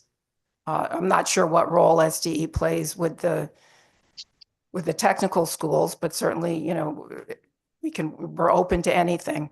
Yeah, I think we are too, thinking the tech schools in particular are just as much in need of school teachers as well as all the school districts, particularly the Alliance districts. And it might be worth our while to take a look at this as a tool that we can provide for them. So thank you. Thank you, Mr. Chair. Okay. Thank you, Senator Martin. I appreciate it. Any additional questions from members of the committee? Seeing none, we will move on. Thank you very much for your testimony. Thank you. Thank you. Next up is Leslie Blateau from the New Haven Teachers AFT. You are remote. Okay, great. I want to compliment Ms. Weldon for staying under 3 minutes for your original testimony. That's a standard we're going to start to enforce here. And so I'm going to say to Leslie, exclusive of questions, if you could limit your comments to 3 minutes, we'll maybe get out of here sometime soon. But thank you very much for appearing to testify. We look forward to hearing what you have to say. Great, thank you. Good afternoon, Co-Chair Senator Slapp and Representative Haddad, Ranking Member Senator Martin and Representative Bronco, and members of the Higher Ed and Employment Advancement Committee. My name is Leslie Blateau. I'm a teacher, parent, and resident in the city of New Haven. I'm also the president of the New Haven Federation of Teachers, Pre-K-12 Divisional Vice President for AFT Connecticut, and the steering committee for the Connecticut for All Coalition. Steering committee chair for the Connecticut for All Coalition. I'm here today to provide testimony in support of SB 1261. At a time when the cost of higher education continues to rise and we're in a continued shortage of certified professionals working in Alliance school districts throughout our state, the proposal to expand the current list of occupations eligible to participate in the Alliance District Loan Subsidy Program is a step in the right direction. We need our elected representatives to do more to ensure that Connecticut residents who work in our state's underfunded schools have increased access to loan subsidy programs. In order to ensure that our educator workforce is more representative of the student population that we serve, AFT Connecticut welcomes the expansion of loan subsidies. And in addition to educator diversity, our union also prioritizes educator and professional recruitment, retention, and well-being. Expanding access to this loan subsidy program helps districts and unions together in Alliance districts across the state to recruit and retain, while also centering the well-being of educators who do some of the most important work, meeting the academic and social emotional needs of Connecticut's children. And I'll add, after hearing the conversation about our technical schools, that I'm really inspired to hear that folks are asking about do technical school employees qualify for this? And AFT Connecticut represents the educators who work in our amazing Connecticut technical education schools, and we would certainly be open to exploring that option too.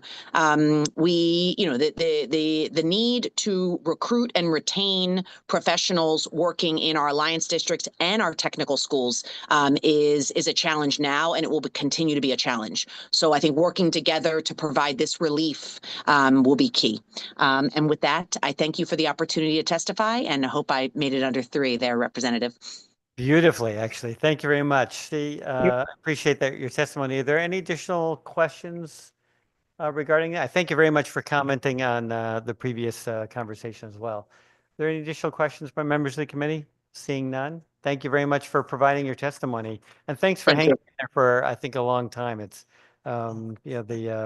this is actually, when I looked at the list earlier today, I thought, oh, we'll be out of here by 3 o'clock, but here we are. Next up is Samantha Gonzalez, also remote. Thank you for joining us at the Higher Education Committee. We appreciate that you've taken the time to testify. You can proceed. Good afternoon, Mr. Chairman and the members of the committee, Representative Cara Rochelle. Thank you all for allowing me to testify today. My name is Samantha Gonzalez, and I'm a resident of Derby, Connecticut. I'm here today to speak in strong support of the bill HB 6886. This bill provides $5,000 in student loan relief for 50 hours of community service. As a recent nursing graduate from Southern Connecticut State University, I've seen firsthand the power of community nursing, thanks to the guidance of Dr. Youngblood and the incredible nonprofit partners in the Valley. While textbooks have taught me the science of nursing, my experiences at the Wellness Center have shown me its heart, meeting people right where they are and addressing their most urgent needs. At these nonprofits, I conducted screenings and identified individuals with concerning health markers. There they received follow-up care they needed. I also helped them connect to local resources, often stepping in as a translator for Spanish-speaking families, as they sought food assistance and guidance on healthier choices. These moments reinforced a core belief. Knowledge is most powerful when it uplifts others. That's why I stand here strongly supporting the proposed loan forgiveness program, offering $5,000 in student loan relief for exchange for the 50 hours of community service. This initiative isn't just about easing the financial strain on the new graduates. It's about empowering nurses to serve the communities that need us most. So by incentivizing this service, we strengthen primary care efforts, improve access to essential resources, and address the gaps like language barriers through routine screenings. Nurses act as the bridge between the healthcare system and the people it serves, and this program provides their support to reinforce that bridge, making healthcare more accessible for underserved populations. So investing through nurses offers community service initiatives is a direct investment in the public health. It means that healthier families exist, stronger communities exist, and a healthcare system that truly reaches everyone. So thank you all for your time. Thank you very much for your testimony. We appreciate it. Of course, this is an initiative that comes to us from our very own Representative Rochelle, and I know that she appreciates your support. Are there questions from members of the committee? Representative Rochelle. Thank you, and thank you, Samantha. I want to give credit to Samantha and one of our other speakers coming up for truly inspiring this bill. Samantha, can you share with us a little bit about the types of health challenges when you're volunteering in out in the community that you see, and how exactly providing your expertise helps these folks? Absolutely. Thank you again, Representative Rochelle, for the opportunity. So working with Dr. Youngblood, who's coming up shortly after me, we were able to reach many patients, many people in the community. Some of them expressed food insecurity. Some of them had not gone for regulatory screenings until we had identified some of those concerns. So that was an opportunity where I was able to step in. Language barriers also, like I mentioned in my testimony, really is a barrier for many patients who don't speak the English as a first language. Even through the resources, maybe they're not unaware of the resources. So as a nursing student at that time, now soon to be nurse, I was able to step into that role and redirect them to those local community and resources that exist, particularly in the town of Derby that I represent. Thank you. And as far as starting pay for nurses, I don't know if you know the range, but can you share a little bit about how a student loan forgiveness program like this or a payout like this would be helpful, especially to newer nurses with not only rounding out your career, but helping to set you on the right path financially? Absolutely. So personally, most nurses start at $36 and some change, which normally the program itself, particularly the Southern program that I attended, I did the accelerated program. The average cost was about $30,000 for that undergraduate degree. So at $36 an hour, we know that, the idea of the program is to benefit nurses, also to incentivize them to give back to the community. I think in my mind, it's a win-win situation. We have a need in the community, and then we have the access and maybe the resources that can inspire nurses to kind of say, hey, listen, let's pay attention to what's going on around us. We know that there's also exacerbations in the hospital setting. I've spoken to some of my classmates. They also have shared their stories of patients in hospital care. And the frustration is sometimes that it's just lack of education at that primary level. Thank you so much for testifying today. It's truly appreciated. Your passion is palpable. Thank you. Absolutely. Thank you all. Yes, thank you very much for your testimony. I know that it's a result of a number of people who are trying to solve multiple different problems: recruitment into the nursing home, the nursing profession, getting nurses into sort of high need areas. There's a multiple number of goals here, and I credit you and Representative Rochelle and others for coming up with a creative solution to these problems. So thank you very much for your testimony. Next up, unless there's any additional questions, next up will be Christina Mukin, number 9. I don't see her online. See if she joins us later. After that, number 10 is Leslie Youngblood, who I do see online. Good opportunity for you to turn on your camera and offer some testimony. You'll be, Ms. Youngblood will be followed by Wynn Gadgar-Wilcox. Ms. Youngblood, you can proceed.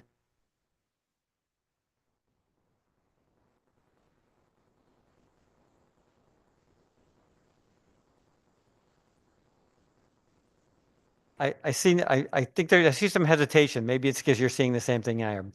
Number 9, Christina Mukin. I'm probably hacking your name. I don't know how you pronounce it. Why don't you proceed? I see you online. You'll be followed by Youngblood, followed by Gadgar-Wilcox. My pleasure. Christina Mucon, like Yukon with an M. And Yes, I'm sorry, I was here and apparently hadn't clicked the correct way, but it was a delight to hear Samantha speaking as well. My name is Christina Mukon. I am a family nurse practitioner. I'm also faculty at the University of St. Joseph. My background is also in community health, and the focus of my doctoral degree was in underserved populations. So I want to thank all of you for giving me this opportunity to speak, and thank Representative Rochelle for introducing this bill as well. In addition to that, this very much touches my heart, and I also just want to echo thinking of the APRN profession as well. You may be aware, but we often, in terms of APRNs, have a much more difficult time getting some of the educational pathways and preceptors for nursing students and APRN students. We don't tend to have as much funding federally as medical residencies get. And it is constantly a challenge to be able to get preceptors for APRN students. Currently, there's about 9,500 APRNs in the state of Connecticut. There's a 40% expected growth rate between 2023 and 2033 from the Bureau of Labor Statistics. So we're going to continue to have more. We are some of the primary healthcare providers in the state of Connecticut. And you may be aware as well, but as of July 1st of last year, federal rules went into place that says that all of the educational programs in Connecticut would have to provide those precepted facilities or precepted experiences for students. And it's just a really significant struggle in academia. So in addition to supporting everything that's in that bill currently, I wanted to ask if you would please consider adding an additional student loan reimbursement for preceptors of APRN students. It would be very meaningful to our current students, as well as potentially help to fill some of that gap. You already have my written testimony, so I wanted to ask if there's any other questions that I can answer for you. Thank you very much, and thank you for raising the idea around preceptors. This committee's done some legislation sort of unsuccessfully the last few years to try to incentivize nurses to become preceptors. The challenges are pretty significant. I mean, anybody who's had an intern in this building sort of understands that sometimes that comes with some additional responsibility, and if we don't figure out a way to compensate nurses for taking on that additional compensation, of that additional responsibility, we have too few clinical placements for nursing students. And so I appreciate that suggestion. Are there any additional questions from members of the committee? I seeing none. I want to thank you for your testimony. I will not forget, UConn is in my district, so I will not forget how to pronounce your name in the future. Thank you very much for testifying in front of us. Thank you. Next up is number 10 on the list, Leslie Youngblood. Welcome to the committee. Hello, thank you. Thank you, the members of the committee for having me, and Representative Rochelle. My name is Dr. Leslie K. Youngblood, and I'm a professor of nursing and a public health advocate, and the CEO of the Life Health and Wellness Center, a nonprofit center serving the underserved community in Connecticut. I appreciate the opportunity to submit this testimony in strong support of HB 6886, an act establishing a nursing student loan reimbursement program, which aims to provide student loan reimbursement for nurses who volunteer at least 50 hours annually in nonprofit community health setting. This initiative not only is an investment in the nursing profession, but a strategic step towards addressing healthcare disparities and improving public health outcomes in underserved communities. The intersection of hospital-based care and community health is critical in addressing social determinants of health. The non-medical factors that influence health outcomes. Social determinants of health includes access to nutritious food, safe housing, education, unemployment, and healthcare services. Healthcare disparities arise when individuals in underserved communities lack access to the basic needs, leading to higher rates of chronic illness such as diabetes, hypertension, and heart disease, as well as preventable hospitalizations. Research has constantly shown that these factors play a significant role in determining health outcomes, sometimes even more than direct medical care. By placing nurses in community settings, the bill helps bridge the gap between hospitals and the community most affected by health inequities. Nurses will have the opportunity to provide early detection, vaccinations, education, and chronic disease management interventions that have been proven to reduce hospital admissions and emergency visits. Additionally, by working in these settings, nurses will develop a deeper understanding of the barriers of healthcare access, which will improve their ability to advocate for patients in the hospital and in the community-based primary care setting. This bill provides dual benefits, supporting nurses while strengthening our Connecticut public health system by offering student loan reimbursements for nurses who dedicate 50 hours of volunteer service annually. We not only incentivize compassionate, community-centered care, but also equip nurses with skills that enhance their ability to navigate patient care beyond the hospital setting. The initiative fosters a greater understanding of the continuum of care from hospital to home to community, ensuring that nurses remain connected to the challenges faced by underserved population. Moreover, nurses who work in community settings develop a deeper sense of empathy, professional fulfillment, reinforcement in their role as an advocate for health equality.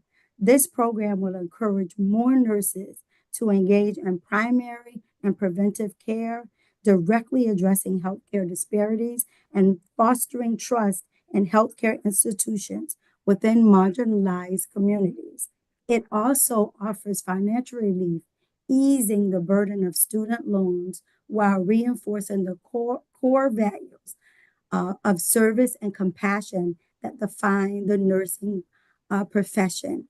Supporting this bill means investing in a healthier future for all. It provides an opportunity for nurses to give back to the community that need them the most while gaining experience that will serve them throughout their careers. I urge the committee to recognize the far-reaching impact of this legislation and to advance it to support of both the nursing workforce and the community they serve. Thank you for your time and consideration. And Thank I you very much welcome for your any testimony. questions. Yes, I'll look to the committee to see if there are any follow-up questions. Representative Rochelle has a question for you. Thank you very much, Dr. Youngblood. Thank you for taking time tonight. I just want to also recognize that you're one of the professors training our next generation of nurses across the state. And so thank you for your service to the state and to the nursing community for that. You know, the concept of this bill really was inspired by some of the work that you're doing in communities like mine. And so can you just share, if this program were to exist, how would you, you know, having a nonprofit life health and wellness center in a area that has elevated poverty rates, how would you deploy nurses into the community so they could earn their student loan forgiveness and help with the health issues in the community? One of the ways, which is what we sort of do now with nursing students, I partner with various organizations within the community. And so I often bring them to other nonprofit organizations that are helping the underserved. And so we're able to educate, we're able to provide information, resources. We're able to do screenings. So the more nurses that we're able to get out into the communities, not just for the Wellness Center, because I partner with many organizations within the community. The more we get out there, the better we're going to have as healthcare outcomes for our underserved communities. Thank you. I think about there's a free community meal program for those who need a free hot meal that serves twice a month in my area, and they always bring in a nurse that does blood pressure checks and other screenings every time. And those who may need an extra free hot meal may also need a blood pressure screening and other services as well. So I do appreciate the work that you and others are doing to get nurses into the communities that need it most. And thank you for taking your time to put this on the record. Thank you. Yes, thank you for your testimony. Is there any additional questions from members of the committee? Seeing none, we'll move on. Thank you very much. Thank you. Next up, Wynn Gedkar Wilcox. Thank you for joining us. You can proceed. Thank you. Senator Slapp, Representative Haddad, Ranking Member Senator Martin, Representative Bronco, Vice Chairs Sujata, and Representative Rochelle. I'm Wynn Gedkar Wilcox.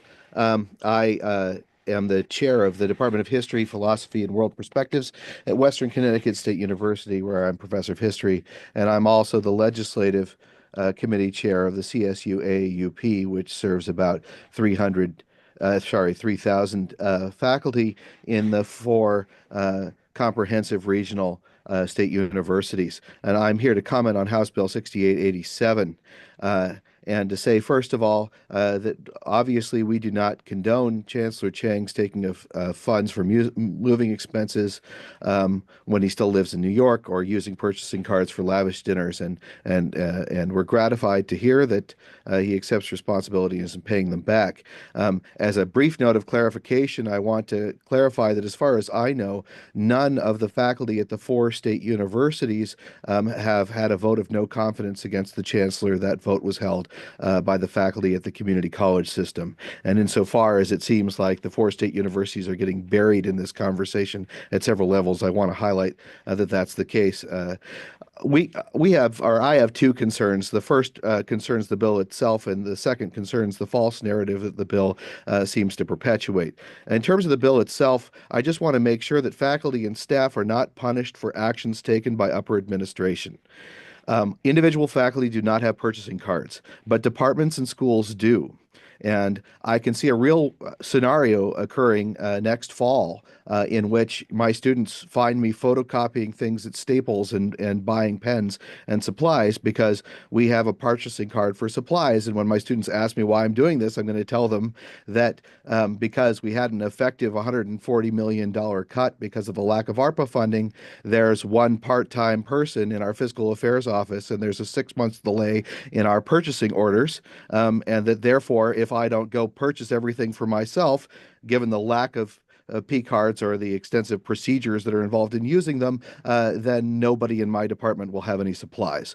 I want to be sure that this sort of thing doesn't occur as a result of this bill. But the other thing that I want to be sure about is that this bill doesn't perpetuate a false narrative. I'm concerned, while I'm very dismayed about the uses of P cards, I'm concerned about these findings happening in the context of our losing $140 million of ARPA funds that we'd previously had in the governor's budget. And I'm concerned that they will perpetuate a narrative that says that the Connecticut State Universities aren't innovating, that our enrollment is declining, that our students aren't graduating, and this narrative is false. At WestConn, we have almost 4% enrollment growth. We've turned a $12 million deficit in 2022 to $11 million in reserves today. We have new online and hybrid programs, new accelerated programs, new interdisciplinary programs in critical areas such as artificial intelligence. According to Smart Asset, just a few weeks ago, WestConn is the #1 university in value for money in Connecticut, the 126th university in the whole country. Central is 2nd, and Southern is 4th. And we've done that in the context of deep underfunding. Our social work department had to be moved out of their offices last week because of mold. At the same time that our maintenance staff is getting cut, we've had elevators broken for years, drinking fountains broken, ceilings leaking, and we're still achieving those results. So what I want to make sure of is whatever is done about this audit and this legislation, don't buy a negative narrative about the progress of our state universities. Thank you very much. Thank you very much for your testimony. Are there questions for our presenter? I see none, but I thank you very much for your testimony. I would just I would say two things. One is I think what you're saying is the same thing that we are saying, which is it's very important for there to be confidence in our public system.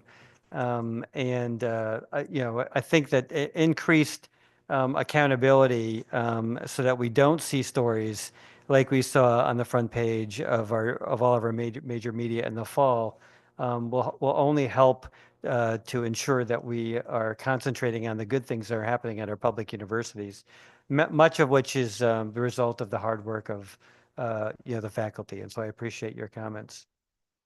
I would also just say that when my spouse comes to the General Assembly, she refers to me as Representative Haddad.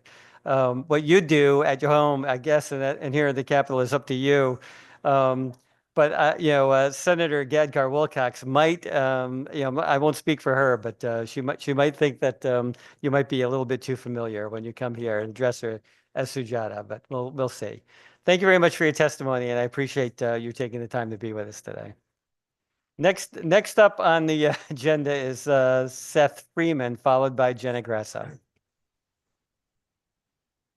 Good afternoon, Representative Haddad, Senator Slapp, and distinguished members of the Higher Education and Employment Advancement Committee. My name is Seth Freeman, and I serve as President of Congress of Connecticut Community Colleges, SCIU 1973, representing faculty and staff across Connecticut State Community College, faculty at Charter Oaks State College, and part-time faculty at the University of Hartford. I'm here today to express our union's strong support for House Bill 6887, a step toward ensuring transparency, fiscal responsibility, and ethical leadership in our public higher education system. At a time when our colleges are being asked to do more with less, when faculty positions remain unfilled, student services are cut, and tuition and fees keep rising, Connecticut taxpayers and students deserve assurance that every dollar is being spent wisely. House Bill 6887 directly addresses longstanding concerns about financial mismanagement by requiring the CSCU Board of Regents to establish policies regarding purchase card use, state vehicle access, and residency requirements for key executive positions. Recent headline-making abuses of state funds, lavish meals, extravagant travel, and questionable spending remind us of why these reforms are necessary. While faculty and staff fight for resources to support our marginalized students, top administrators have operated without sufficient oversight or meaningful consequences for their fiscal mismanagement. Establishing clear policies on executive spending and perks is not only common sense, but an ethical obligation to all of us. This bill also mandates that the Board of Regents create an internal audit office and comply with a post-audit examination by the comptroller. These measures are essential for ensuring financial integrity and restoring public confidence in our higher education system. Without robust oversight, students, faculty, and taxpayers are left in the dark about how funds are allocated and spent.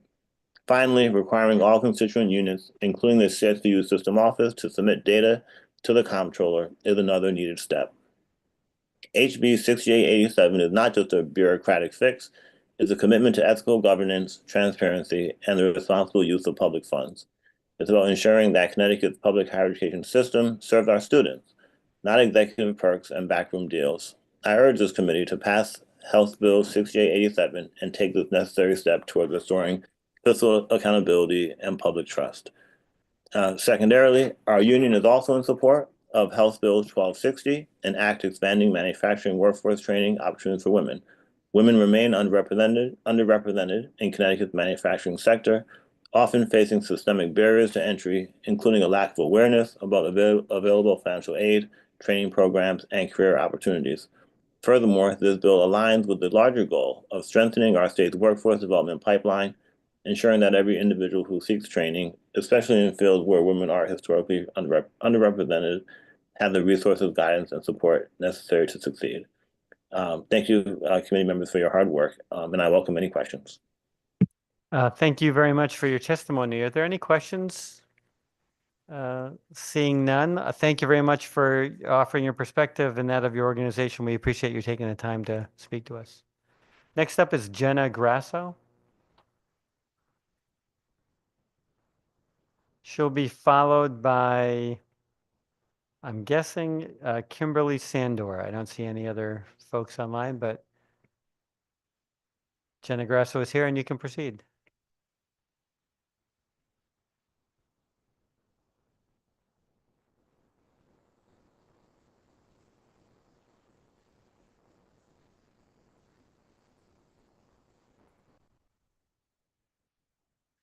Chairs, ranking members, and members of the committee. My name is Jenna Grasso. I'm a public policy associate at the Connecticut Business and Industry Association. As Connecticut's leading business organization, CBIA advocates for thousands of member companies representing a diverse range of industries. About 90% of our member companies employ 100 employees or less. Thank you for the opportunity to testify in support of two bills this afternoon.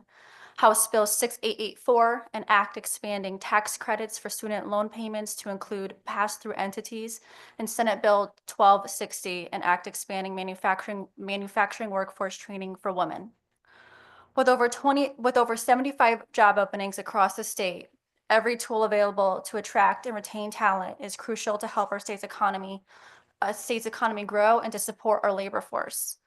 House Bill 6884's student loan payment tax credit is an important way for businesses to attract and retain talent in our state. The expansion of the credit to all types of student loans is welcomed as an opportunity that has undoubtedly helped the state's workforce shortage. But existing law limits this credit opportunity to employers that are incorporated as corporations under Chapter 207. This limitation has prohibited over 120,000 small businesses registered as pass-through entities from being able to obtain this credit, impacting affordability of hundreds of thousands of potentially eligible small businesses across the state.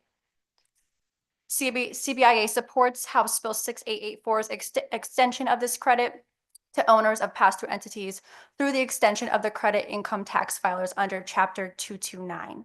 CBIA respectfully suggests also adding filers under Chapter 228Z, the affected business tax, also known as the pass-through entities tax, to ensure that all small businesses can use this option. This addition could help incentivize even more small businesses to maximize their benefits to order and offer this important attraction and retention tool to all their employees. I would also like to express my support for Senate Bill 1260, an act expanding manufacturing workforce training for women. As Marietta Lee, president and CEO of the Lee Company and chair of CBI's board of directors, stated, women are actually our biggest opportunity in manufacturing, as only about 29% of our workforce is made up of women. If we could close the gender gap by just 6% by 2030, we could add 100,000 women to the sector, filling all open job positions across the state. Building strong workforce pipelines to engage more young women in manufacturing not only benefits the business industry, but also strengthens Connecticut's broader economic climate. In conclusion, thank you for the opportunity to testify in support of both of these bills, and I'm happy to answer any questions. Thank you very much for your testimony. I appreciate the suggestion for an adjustment to that legislation. And look forward to sort of considering that with other members of the committee. Are there questions by members of the committee? Representative Ackert. Thank you. And Jenna, appreciate your testimony. So right now, is it just C Corps that? Correct. So S Corps and LLCs would be what you're trying to expand. Is that We're correct? trying to expand to include S Corps, so that would include LLCs, LLPs, etc. Thank you. We have many great programs at times for tax credits, and I promoted one. I'm an instructor for contractors, and I promoted one that we had that gave credit for apprenticeships. Mm-hmm. And it's a great program. Manufacturing gets the biggest dollars out of it, manufacturing tax credit. But again, it's limited to the C Corps. And so not knowing that we limited it, a contractor submitted his filings thinking he's getting the credit the Department of, the DOL also said, yes, you're getting the credit. Here's your letter, submitted it. DRS said, no, you don't. Matter of fact, you owe us this, and here's the fine and penalty for not paying the appropriate taxes. So I think expanding it would get rid of that, a little bit of that. So that questioning is that who it actually applies to. So I support this idea, and I want to thank you for testifying and bringing this to our attention. Thank you, Representative Eckert. Thank you. Are there any additional questions? Seeing none, thank you very much for your testimony. Thank you. Next up are the last three speakers are all intended or signed up to testify remotely. I think Kalina Sessaker is not here. Ann Manuski is not here. Kimberly Sandor is online, and I'd invite you to offer your testimony. Thank you for joining us.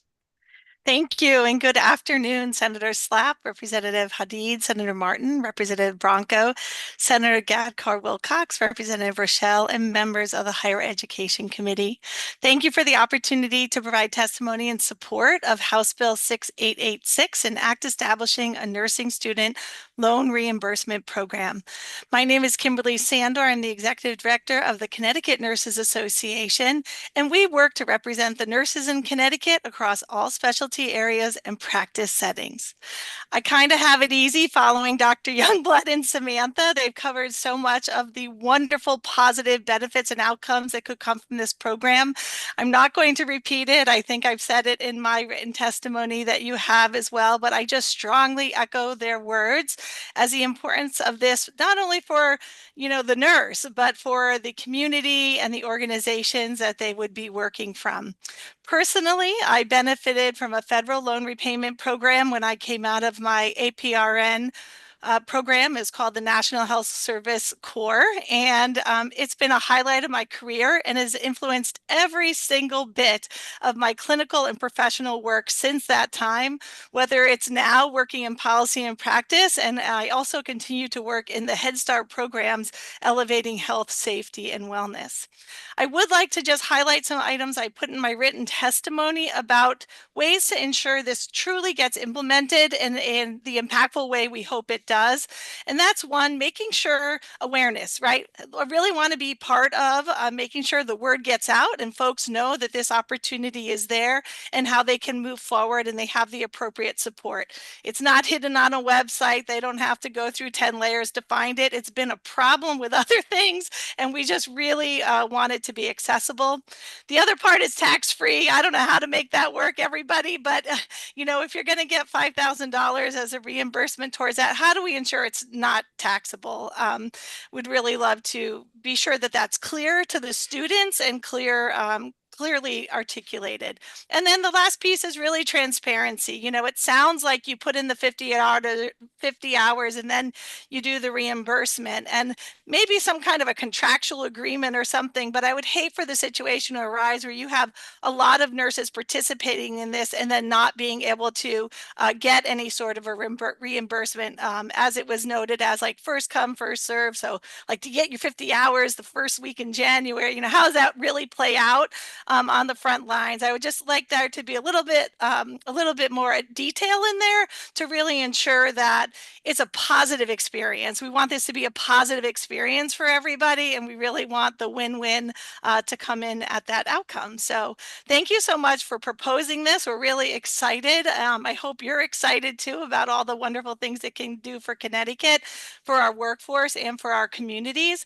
Again, not only those in the community that are benefiting at that moment, but then the ongoing patients that those nurses touch as they bring this experience back to the other specialties and practice settings that they work in.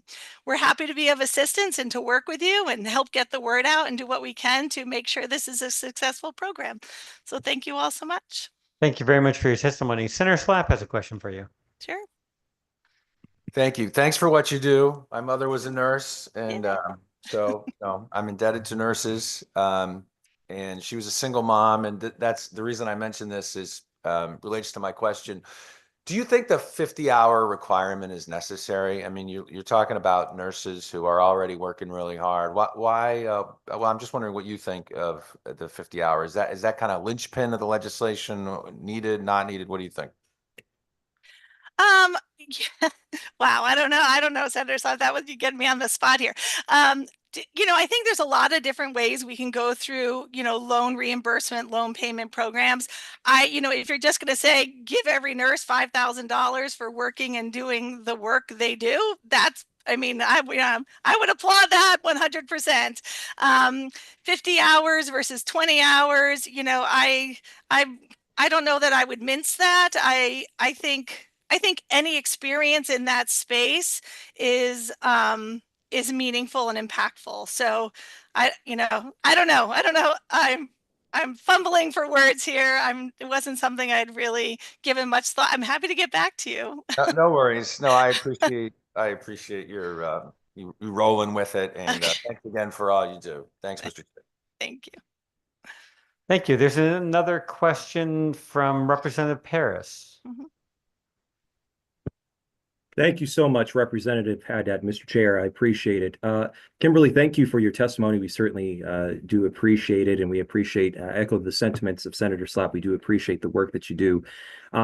There is a similar program that was actually conceived, which focuses on all sectors in various industries. So why wouldn't that program, I think, be applicable? And I think, and it calls for many of the same things that are being proposed here. Why wouldn't that program be adequate enough for many of the folks in your field to qualify for and take advantage of?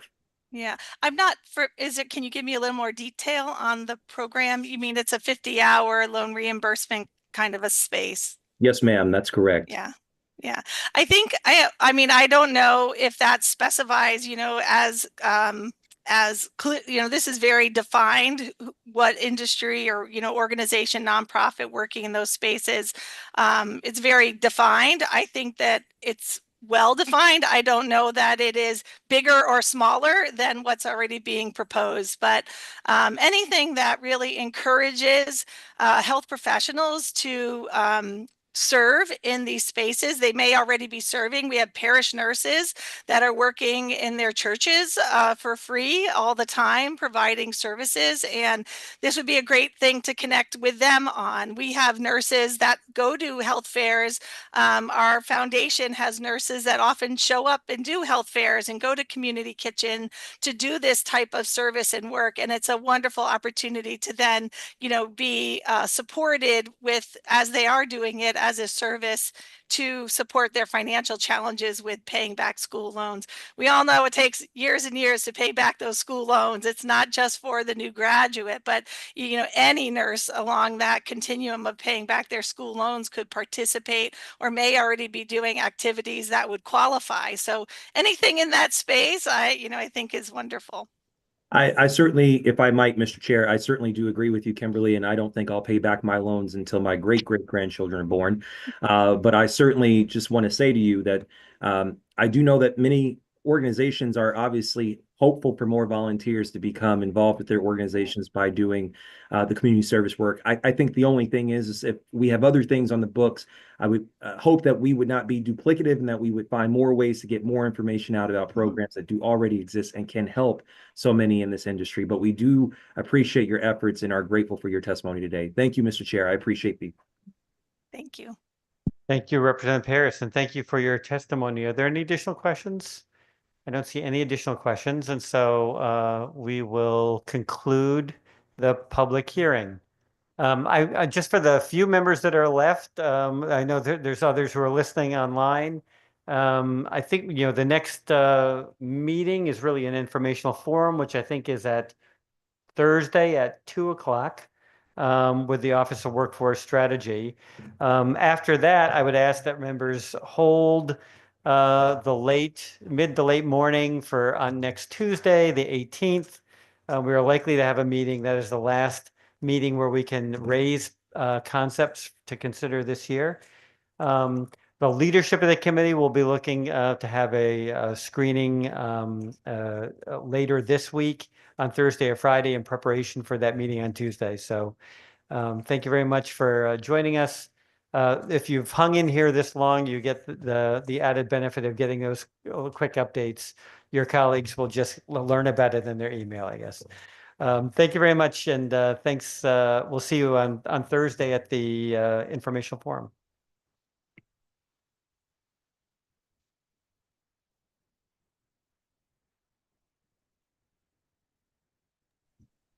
Good job, guys.